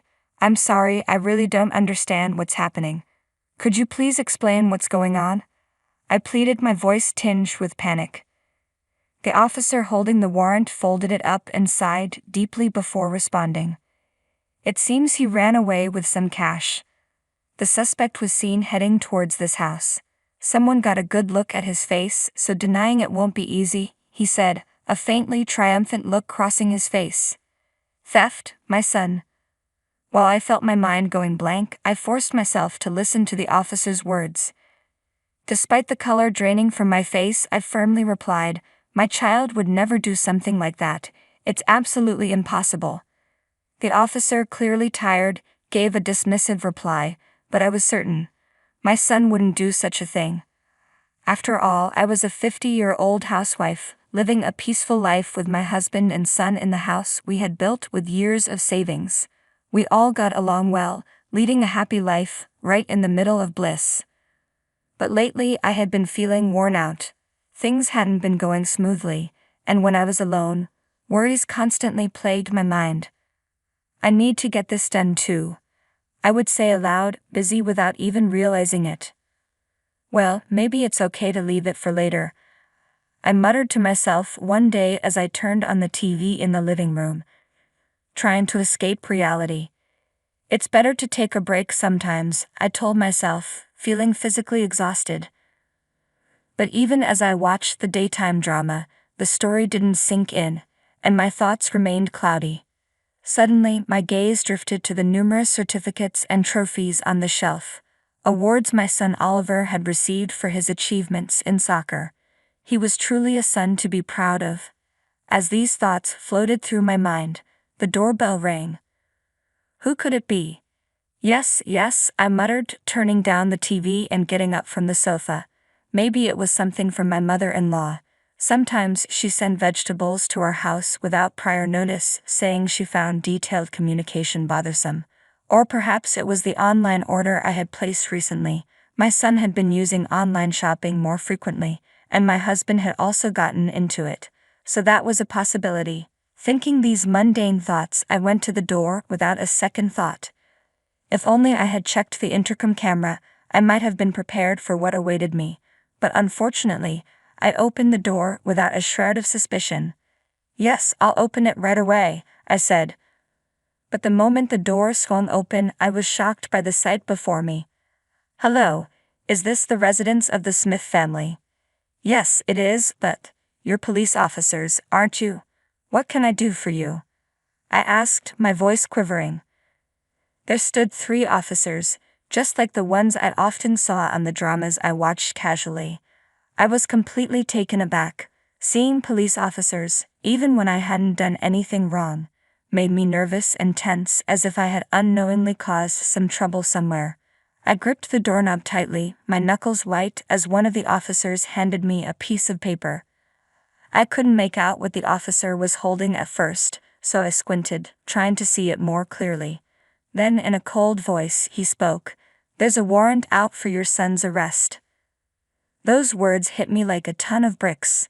My mind went completely blank. What? Why? My son is going to be arrested. What does this mean? Has he done something wrong? Questions surged and vanished in my mind as I stood frozen in the doorway, speechless. The officers stepped forward, clearly not intending to let me close the door. Overwhelmed by the presence of the 3 imposing men, I felt a wave of anxiety wash over me. I tried to close the door quickly, but the officers wouldn't allow it. They pressed their feet against the door, keeping it open. Fear gripped me. Your son is here, isn't he? May we come in and talk for a bit? If you're not hiding anything, you wouldn't mind letting us in, right? One of the officers asked, his tone implying suspicion. Please wait a moment, I stammered, desperately trying to stop them from entering. I pushed against their chests, bracing my feet to keep them out. Excuse me, I really don't understand what this is all about. Could you please explain what's going on? I appealed, genuinely confused and frightened. A warrant. For what exactly? The officer holding the warrant folded it with a sigh. Mom, there have been a series of thefts in this area recently. According to witnesses, the suspect looks a lot like your son. What? The suspect looks like him. I repeated, stunned. The officer continued, his voice tinged with triumph. It seems he took off with cash and ran toward this house. People have seen his face clearly, so denying it will be difficult. Theft? My son? No way.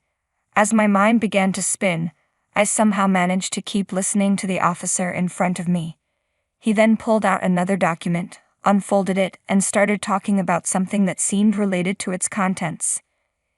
It appears your son is involved in several theft cases.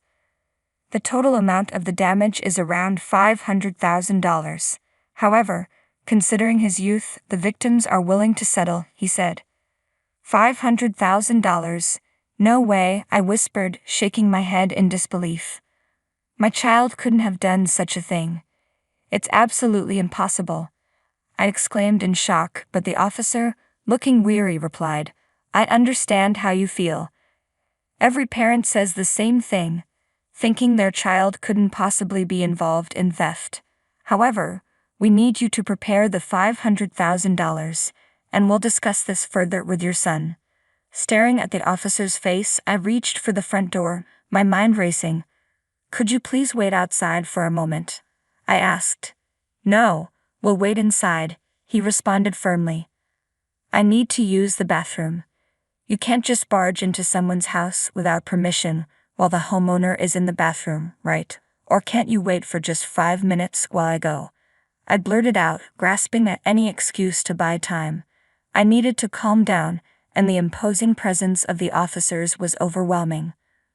More than anything, I wanted to close the door. "Please let me use the bathroom. I'm at my limit. I'll listen to everything properly afterward," I pleaded. The officer hesitated for a moment, which was all I needed. Quickly, I shut the front door. A loud thud followed. Probably the officer knocking or kicking it. But I didn't hesitate. I immediately locked the door. As soon as the lock clicked, a torrent of emotions washed over me: relief, fear, and a flood of questions. "Mom, please open the door." The officer's voice boomed, accompanied by the sound of pounding on the door. Worried about disturbing the neighbors, I slowly moved away from the entrance. "I'll be right back," I called out, rushing to the bathroom. I didn't really need to use it, but I needed a moment to think. Calm down," I muttered to myself, trying desperately to steady my nerves. Gradually, my thoughts began to organize themselves. As I sat on the toilet, my hands trembling as I grabbed some toilet paper, I reassured myself that it was impossible for Oliver to be involved in a crime. It had to be a misunderstanding. Determined, I decided I would face the officers with confidence. After all, I had nothing to hide. About 5 minutes later, after taking a deep breath, I resolved to return to the front door, unlocked it, and faced the officers again. "Excuse me, ma'am," the officer called out loudly, but I kept reminding myself to stay calm, no matter what. "Your son hasn't tried to escape in the meantime, has he? Please allow us to search the house," the officer insisted. "He hasn't done anything like that. I'll say it again. My son hasn't committed any theft." "It's impossible," I responded, my voice firm. "Even if you say that, we can't just take your word for it. There are witness testimonies and camera footage. If you cover for your son, you could also be implicated," the officer warned. "Camera? You didn't mention that before." I snapped, my suspicion growing. "We mentioned it because it seems you won't admit it." "There is evidence," the officer replied. "Earlier, you said he resembled the suspect, but now you're asserting it's my son. Your story keeps changing, doesn't it?" I questioned, feeling increasingly uneasy. "Look, ma'am, I understand it's hard to accept," the officer continued, relentlessly pressing on and ignoring my questions. His words lacked consistency, and something felt off. The information kept shifting, and it didn't add up. Upon closer inspection, even the police uniforms looked like costumes from a drama. I stared intently at the face of the youngest-looking officer, who quickly averted his gaze when he noticed my scrutiny. Clearly suspicious. "Ma'am, enough is enough. We're coming in," the oldest and largest officer declared, pushing past me. "Wait, you can't just barge in like that." I protested, trying to block the way, but he shoved me aside effortlessly. I stumbled, falling onto the floor as the officers pushed further into the house. "Stop. Don't come in," I shouted, scrambling to my feet to follow them. "Don't touch anything." Despite my desperate cries, the officers ignored me, rifling through drawers in the kitchen and living room. Rummaged through everything from one end of the room to the other, leaving a trail of chaos. My stomach churned with anxiety. "Stop it, I'm telling you." "Hey." I rushed to an officer who was opening a drawer containing mine and my husband's wedding rings and slammed it shut with a loud bang that echoed through the room. "There's nothing here. You can't just enter someone's home and go through their drawers." I glared at one of the officers, trembling with anger. It was the younger officer who had averted his gaze earlier. He nodded slightly at me before heading to another room. Eventually, the 3 officers zeroed in on Oliver's room, clearly identified by the nameplate on the door. Without hesitation, they entered. "My son is sleeping in there. Don't go in," I shouted with all my might, but my plea was ignored as the door swung open. "We just want to talk," one of the officers called out loudly as they entered, but they suddenly fell silent, all three of them staring toward the bed at the back of the room. "Hello. I've heard the conversation. I'm Oliver. My son said, slowly bowing his head toward the officers from his bed. Spreading his arms and smiling, he continued, "As you can see, I'm in this condition right now, so there's no way I could commit theft." The officers, momentarily speechless, just stared at him. Oliver was lying in a nursing bed equipped with a pressure sore prevention mattress. Beside the bed stood a wheelchair, and nearby, stacks of towels and a call button were within easy reach. My son was bedridden. "I'm sorry, it seems we've made a mistake," said one officer, who had previously spoken in an almost threatening tone, but now wore a rueful smile. Oliver returned the smile slightly. "That's right, I'm relieved. I can't move my lower body, so it's impossible for me to steal and run away," he explained, pointing at the wheelchair. "I can't even get into that without help. I can't go outside by myself." "I see. That was the case. We apologize for our mistake. We'll take our leave now," the officers said awkwardly, nodding their heads as they prepared to leave. Filled with anger, I clenched my fists, wanting to say something. But one officer lingered, approaching Oliver. "Hey," he said quietly. "What's up?" my son replied. "What happened to you? Your body?" the officer asked, his voice tinged with concern. "Steve. Is that you?" Oliver looked up at the officer, recognition and joy lighting up his eyes. I approached the youngest officer, suddenly realizing it was Steve, Oliver's childhood friend. "Steve?" I exclaimed in surprise, covering my mouth with my hand. Steve had been one of Oliver's closest friends since they were kids, sharing a deep passion for soccer. They played together nearly every day from elementary school onward, and had planned to join the middle school soccer club together. But then Steve had to move away suddenly due to his parents' work, and they lost touch. "I remember watching you excel at soccer, thinking you'd go pro after college. I even saw you in magazines. But what happened?" I asked, unable to hide my shock. Steve, looking visibly shaken, glanced down as Oliver lifted the blanket to reveal his legs, which were motionless. "I had an accident a month ago," Oliver said with a sad smile. "Now, my lower body doesn't move at all." Seeing the pained expression on Steve's face, Oliver quickly pulled the blanket back over his legs and turned a more genuine smile toward him. "But hey, it's really been a long time, hasn't it? You became a police officer, but don't you play soccer anymore?" Steve's expression grew complex, and he answered quietly, choosing his words carefully. "I didn't have the talent like you, Oliver. Besides, I had other things to worry about." I recalled Steve's difficult family situation. His father, who didn't have a steady job, went out drinking every night. The move wasn't just about his parents' work but also his father's debts. As Steve spoke, his head hung low. Oliver sat up halfway and began to speak encouragingly. "What do you mean you had no talent? You were always so hardworking. I was always envious of you, Oliver. You never gave up on anything, and you always looked so cool. I pushed myself because of you. And now, seeing you do your best as a police officer, it gives me strength too," Steve confessed, his voice trembling. "I'll do my best, I promise. Next time we meet, let's play soccer together, okay? Even if I'm in this situation, I can still play. There are ways for people with disabilities to play soccer, you know." But Steve didn't respond, keeping his head down, his complexion pale. "Hey, are you okay, Steve?" Oliver asked. Concern etched on his face. Suddenly, tears began to fall from Steve's eyes, silently dripping onto the floor. "Steve," Oliver called out again, his voice filled with worry. Steve struggled to hold back his sobs as he looked up at Oliver. In that tense moment, I noticed the other two officers quietly trying to slip away. "Where do you think you're going?" I shot them a sharp look, my anger flaring. The officers, caught off guard, exchanged flustered glances.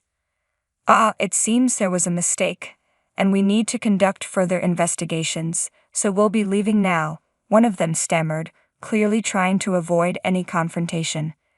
They were attempting to leave without even a word of apology after tearing through our home. Just as I was about to shout at them, Steve spoke up, his voice strong despite the tears. "I'm out." The two officers turned to him in confusion. "What do you mean, out?" one of them demanded. "You were the one who said this house was wealthy," Steve continued, his voice shaking but resolute. "This is wrong, and you know it. I'll tell everything to the police." A heated argument erupted between the officers and Steve. One of them, driven by anger, lunged at Steve. "Wait." I tried to intervene, but fear held me back, and my voice barely registered. The officer's fist connected with a sickening thud, sending Steve staggering to the floor, his cheek swelling from the blow. Another officer kicked him while he was down. "Pay the money and clear your father's debt," one of the burly men demanded, his voice dripping with malice. I stood frozen, horror and shock gripping me as I watched their brutality. Despite the pain from the punches and kicks, Steve looked up at the officers and declared, "I'll turn myself in. I'm sorry, Oliver. I'm not the person you praised anymore. I've always envied you, your talent, your life, and I hate myself for using my circumstances as an excuse for the terrible things I've done." "Don't joke about turning yourself in," snarled one of the fake officers, raising his fist to strike Steve again. But before he could, a sharp voice cut through the tension. "Hold it right there." We all turned toward the source of the voice, and a wave of relief washed over me as I saw a real police officer in an official uniform, his badge gleaming. The fake officers were swiftly apprehended by the real police. "Sorry for the delay. Are you and your son hurt?" the real officer asked, concern in his voice. "No, we're okay. Somehow," I replied, still shaken. Earlier, while in the bathroom, I had secretly called the police, reporting that 3 men claiming to be officers were in my house. Their suspicious behavior had prompted me to contact the real authorities. "Come quietly," the real officer ordered as the imposters resisted arrest but were quickly subdued. Steve, who had been sitting on the floor, was helped up by one of the officers. He'd offered no resistance as he was led away. "Steve," Oliver called out. Steve stopped, turned back to us, and with deep regret in his eyes, he apologized before leaving with the officer. Oliver watched his friend's retreating figure until he was out of sight. After the house was cleared and many questions were answered that day, we began the process of cleaning up the mess the imposters had left behind. I waited anxiously for my husband's return. Despite his demanding job and the long commute, he hurried back as soon as he could, apologizing repeatedly for not being able to contact us sooner. I reassured him that we were safe and that was all that mattered. Later, we learned more about what had happened with Steve. Steve was the only one of the 3 to confess to the police. It turned out that they were high school acquaintances who had become involved in a string of thefts in the area. Their scheme targeted wealthy families, falsely accusing their children of theft and extorting money from panicked parents. The fake arrest warrant was their own creation, and the police uniforms were nothing more than costumes. This tactic had worked for them, until this incident led to their arrest. Steve had initially worked hard to pay off his family's debts, but as the interest kept piling up and he couldn't keep up with the payments, he reluctantly agreed to participate in this scheme. He was told that if he provided information about the affluent area where he used to live, a portion of his debt would be reduced. That's why they knew so much about our town, and why their crimes had gone undetected for so long. In the end, all of them were arrested and held accountable for their actions. Their attempt to deceive people by impersonating police officers and entering homes without permission resulted in particularly severe penalties. When my son Oliver heard the news, he wasn't disturbed. Instead, he decided to turn himself in, believing in the goodness still within Steve. I knew it. He's essentially a good guy, Oliver said, nodding and smiling as he listened to me. It's surprising they weren't caught earlier, especially with those disguises. Did you know from the start that they weren't real cops, Oliver? Yeah, Oliver replied, claiming to be a cop with such an untrained physique. Steve used to be much fitter. I could tell something was off right away. He later shared that he had noticed other suspicious details, like how Steve wouldn't meet his eyes, and how his voice, though different, reminded him of his old friend. I wonder how long it will be before he can come back, Oliver mused. It's not confirmed yet, but don't worry. He'll bounce back. He's still the same guy he used to be, Oliver said with certainty. A month later, on a quiet morning, I brought breakfast to Oliver's room. Good morning, Oliver, I greeted him. Morning, Mom. Did it arrive today? Oliver asked, his mind on something else before even thinking about breakfast. I nodded and handed him a simple envelope. You're more concerned about Steve than breakfast, huh? I teased gently. Yes, Oliver admitted, carefully opening the letter from Steve. What does Steve say? He wants to play soccer together. He's been staying active over there, Oliver shared, a smile spreading across his face as he read the letter. Seeing him so happy, I couldn't help but smile too. Beside Oliver was a new type of wheelchair designed specifically for playing soccer. After everything that had happened, Oliver had decided to start training in power chair soccer. His determination was extraordinary. He immediately set his sights on playing soccer with Steve again. Watching him, I made up my mind. Even if there were hardships ahead and things didn't always go smoothly, I would live my life to the fullest, inspired by my always smiling son who faced his challenges with such a positive attitude. Today, I felt like I could accomplish anything I set my mind to. Sometimes, it's better to let life take care of things for you. My sister stole my fiancé 15 years ago, and now she's trying to set me up with her husband because her marriage is falling apart. This story is about my sister, Samantha. I'm using her real name because it doesn't really matter. Samantha took my fiancé because she thought he deserved someone more attractive and richer than me. So, she went after him, and he ended up marrying her. But that's fine because I got rid of someone who wasn't right for me and found someone who truly deserves me. Let me explain everything from the start. This happened 15 years ago when I was in my mid-20s. My name is Olivia Parker, and I'm 41 now. I work as a doctor at a busy hospital and have always cared deeply for my patients. Samantha is 6 years younger than me and has a very different personality. She's always been the center of attention at family and social events and made sure to stay that way since we were kids. She's very pretty and knows it, often showing off her looks and looking down on people who don't meet her beauty standards. Like me, she was always critical of my style and teased me for not being social. As a kid, I was more focused on my studies and enjoyed reading books and comics rather than playing with dolls or wearing makeup. I didn't even have a Barbie. Samantha and I didn't have a close sisterly relationship. She saw herself as a fashion expert, while I was just plain and simple, which she often pointed out. I didn't have flashy tastes or seek attention. I'm calm, like to keep to myself, and prefer a quiet life. After high school, I was happy to move out and away from her. Who wants to be around someone so spoiled? Medical school kept me busy, and I only visited home during holidays or breaks, keeping the visits short. Samantha and I had minimal interactions, so things were manageable. She dropped out of high school to chase a career in fashion, and later left fashion school to try modeling. During the time I stayed in touch with her, she only got a couple of small modeling jobs over 5 years. She likes to call it a successful career, but it's not really impressive. If you think I'm being harsh, just wait. Once I moved out, the tension between us eased. We only saw each other a few times a year, which was fine with me.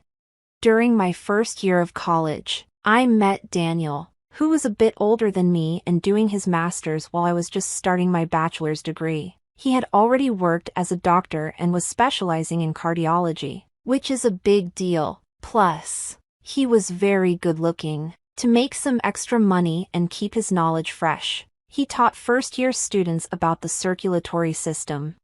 His teaching was popular, especially among the girls, because who wouldn't want to learn from a tall, handsome senior? I took his classes too, and we eventually started dating. By the time I was in my final year, he proposed after we had been together for 4 years. I was happy to say yes since he was already working at a hospital during the holidays.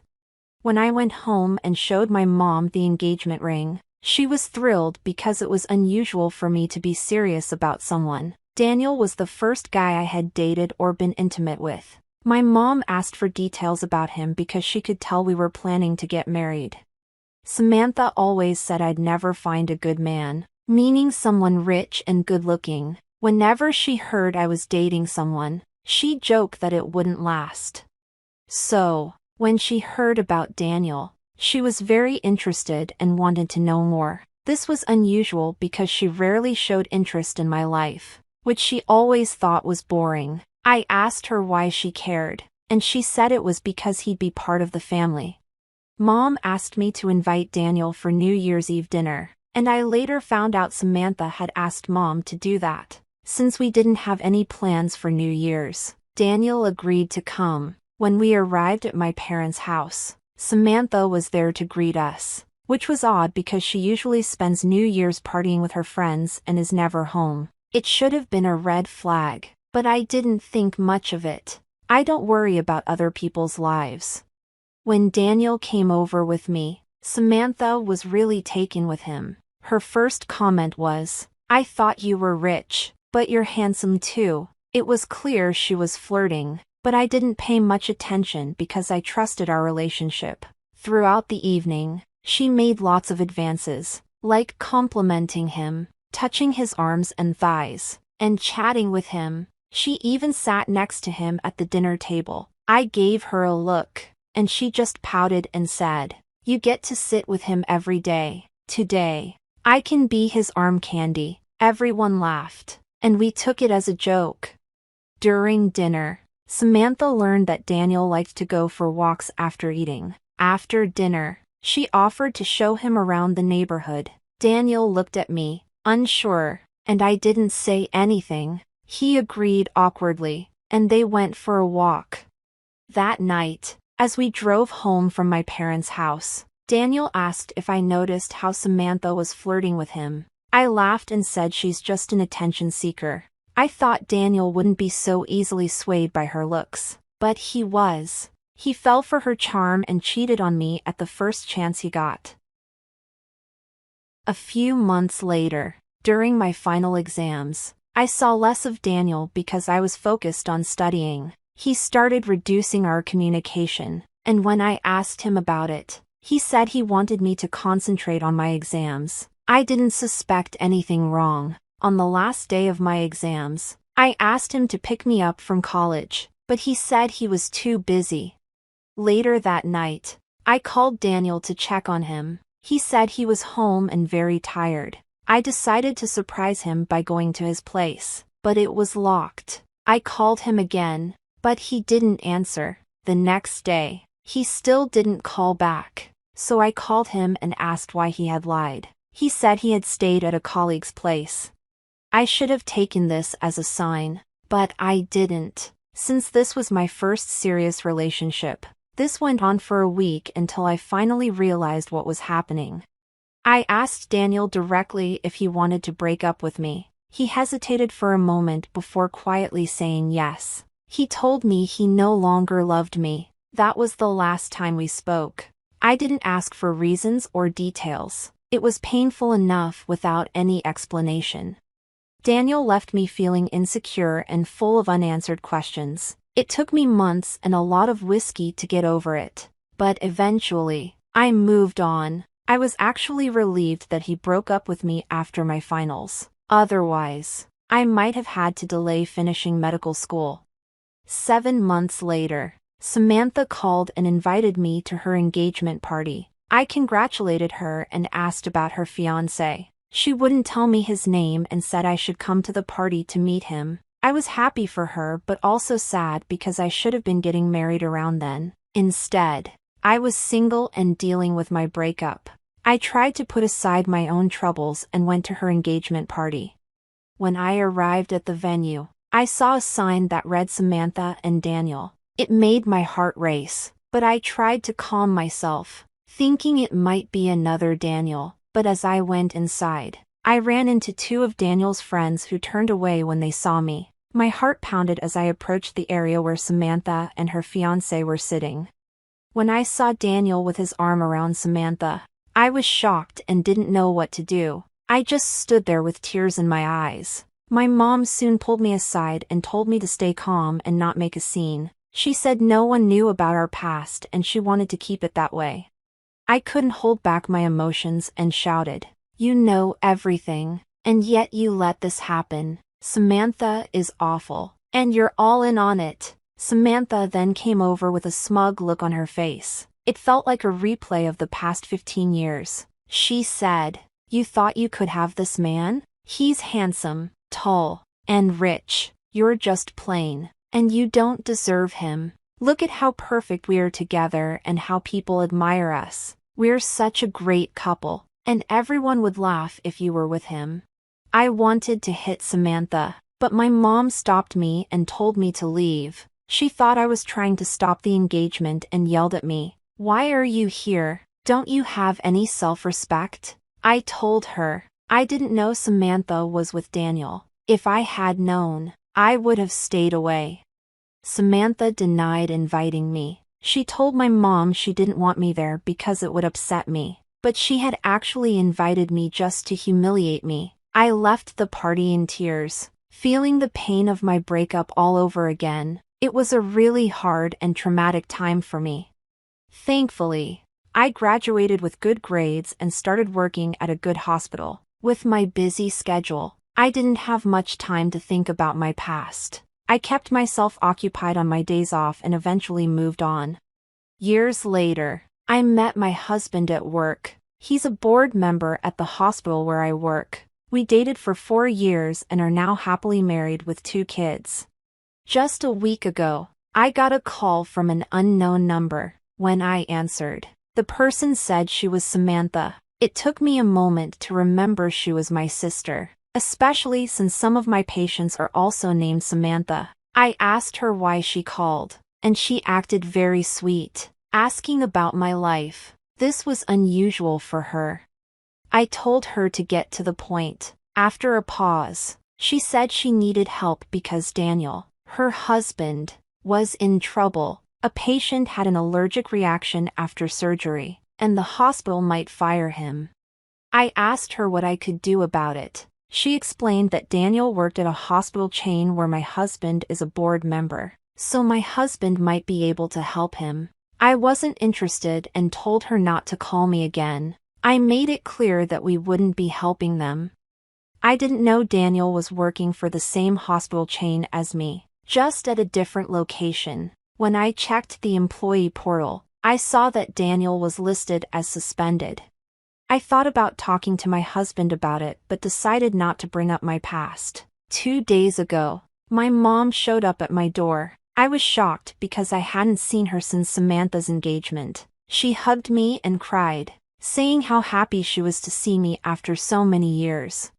But I knew her real reason for visiting was to get help for Daniel. My husband was home and heard my mom asking for help. He told her that Daniel was accused of medical negligence and that there was an investigation going on. He said he couldn't and wouldn't use his position to help Daniel. My mom didn't say anything more and left quietly. Yesterday, my husband came home and told me that Daniel's investigation was over. He would be fired from his job, but my husband could help him keep his medical license if Daniel paid a large penalty. My husband said he could ask the other board members to be lenient and not report Daniel's case to the state healthcare department for further investigation. Now I'm faced with a choice. Should I put aside my past hurt and help Daniel? Or should I let him face the consequences of his actions? As a doctor, I know how hard it is to get a medical degree, and losing a license is a huge blow.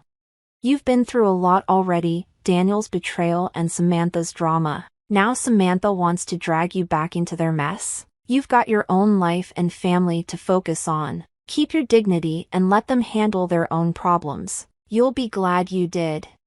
Update.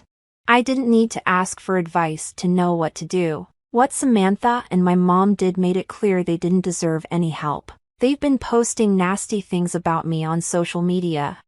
I don't use Facebook much, but this week, I saw that Samantha had tagged me in several posts. She called me a vindictive witch, saying I was trying to ruin her husband's life out of jealousy because Daniel married her. She claimed I was seeking revenge. My mom joined in, saying I was abusive and cut them off just because I couldn't handle Daniel marrying Samantha. Even our extended family took their side, accusing me of going too far by affecting Daniel's job. Daniel himself commented, saying I was delusional and that he never loved me or proposed to me, he always loved Samantha.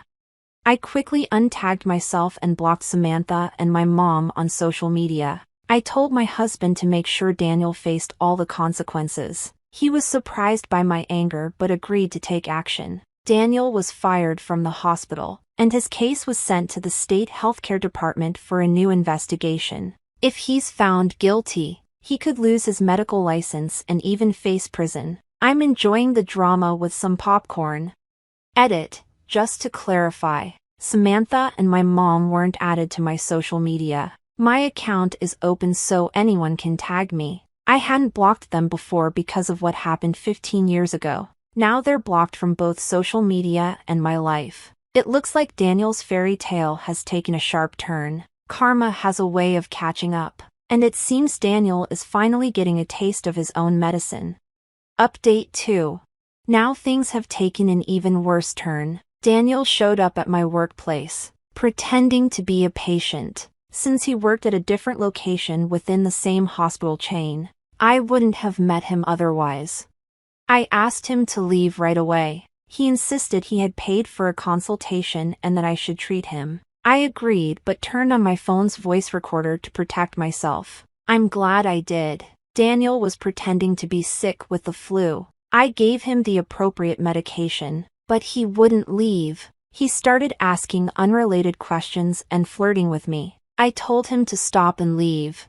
Daniel told me, I wanted to apologize. I didn't mean to hurt you. But Samantha trapped me. She blackmailed me into marrying her or she would accuse me of molestation. I knew he was lying, but I enjoyed watching him squirm. He went on, I know you still love me, and that's why you're taking revenge. I regret marrying Samantha. If you convince your husband to help me avoid prison, I'll leave Samantha and be with you. We can have a secret affair while you stay with your husband. I laughed and called security to get him out. He didn't realize he was being recorded, and the look of disappointment on his face was priceless. He thought he had convinced me.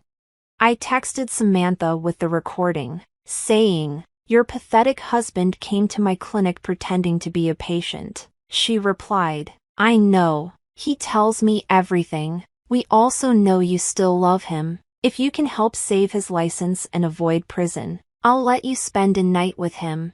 Samantha's response was shocking, and it was clear they were all in on this together. I told my husband, who was surprised. He said we could have sued Daniel for bribery, but it would have brought up my painful past.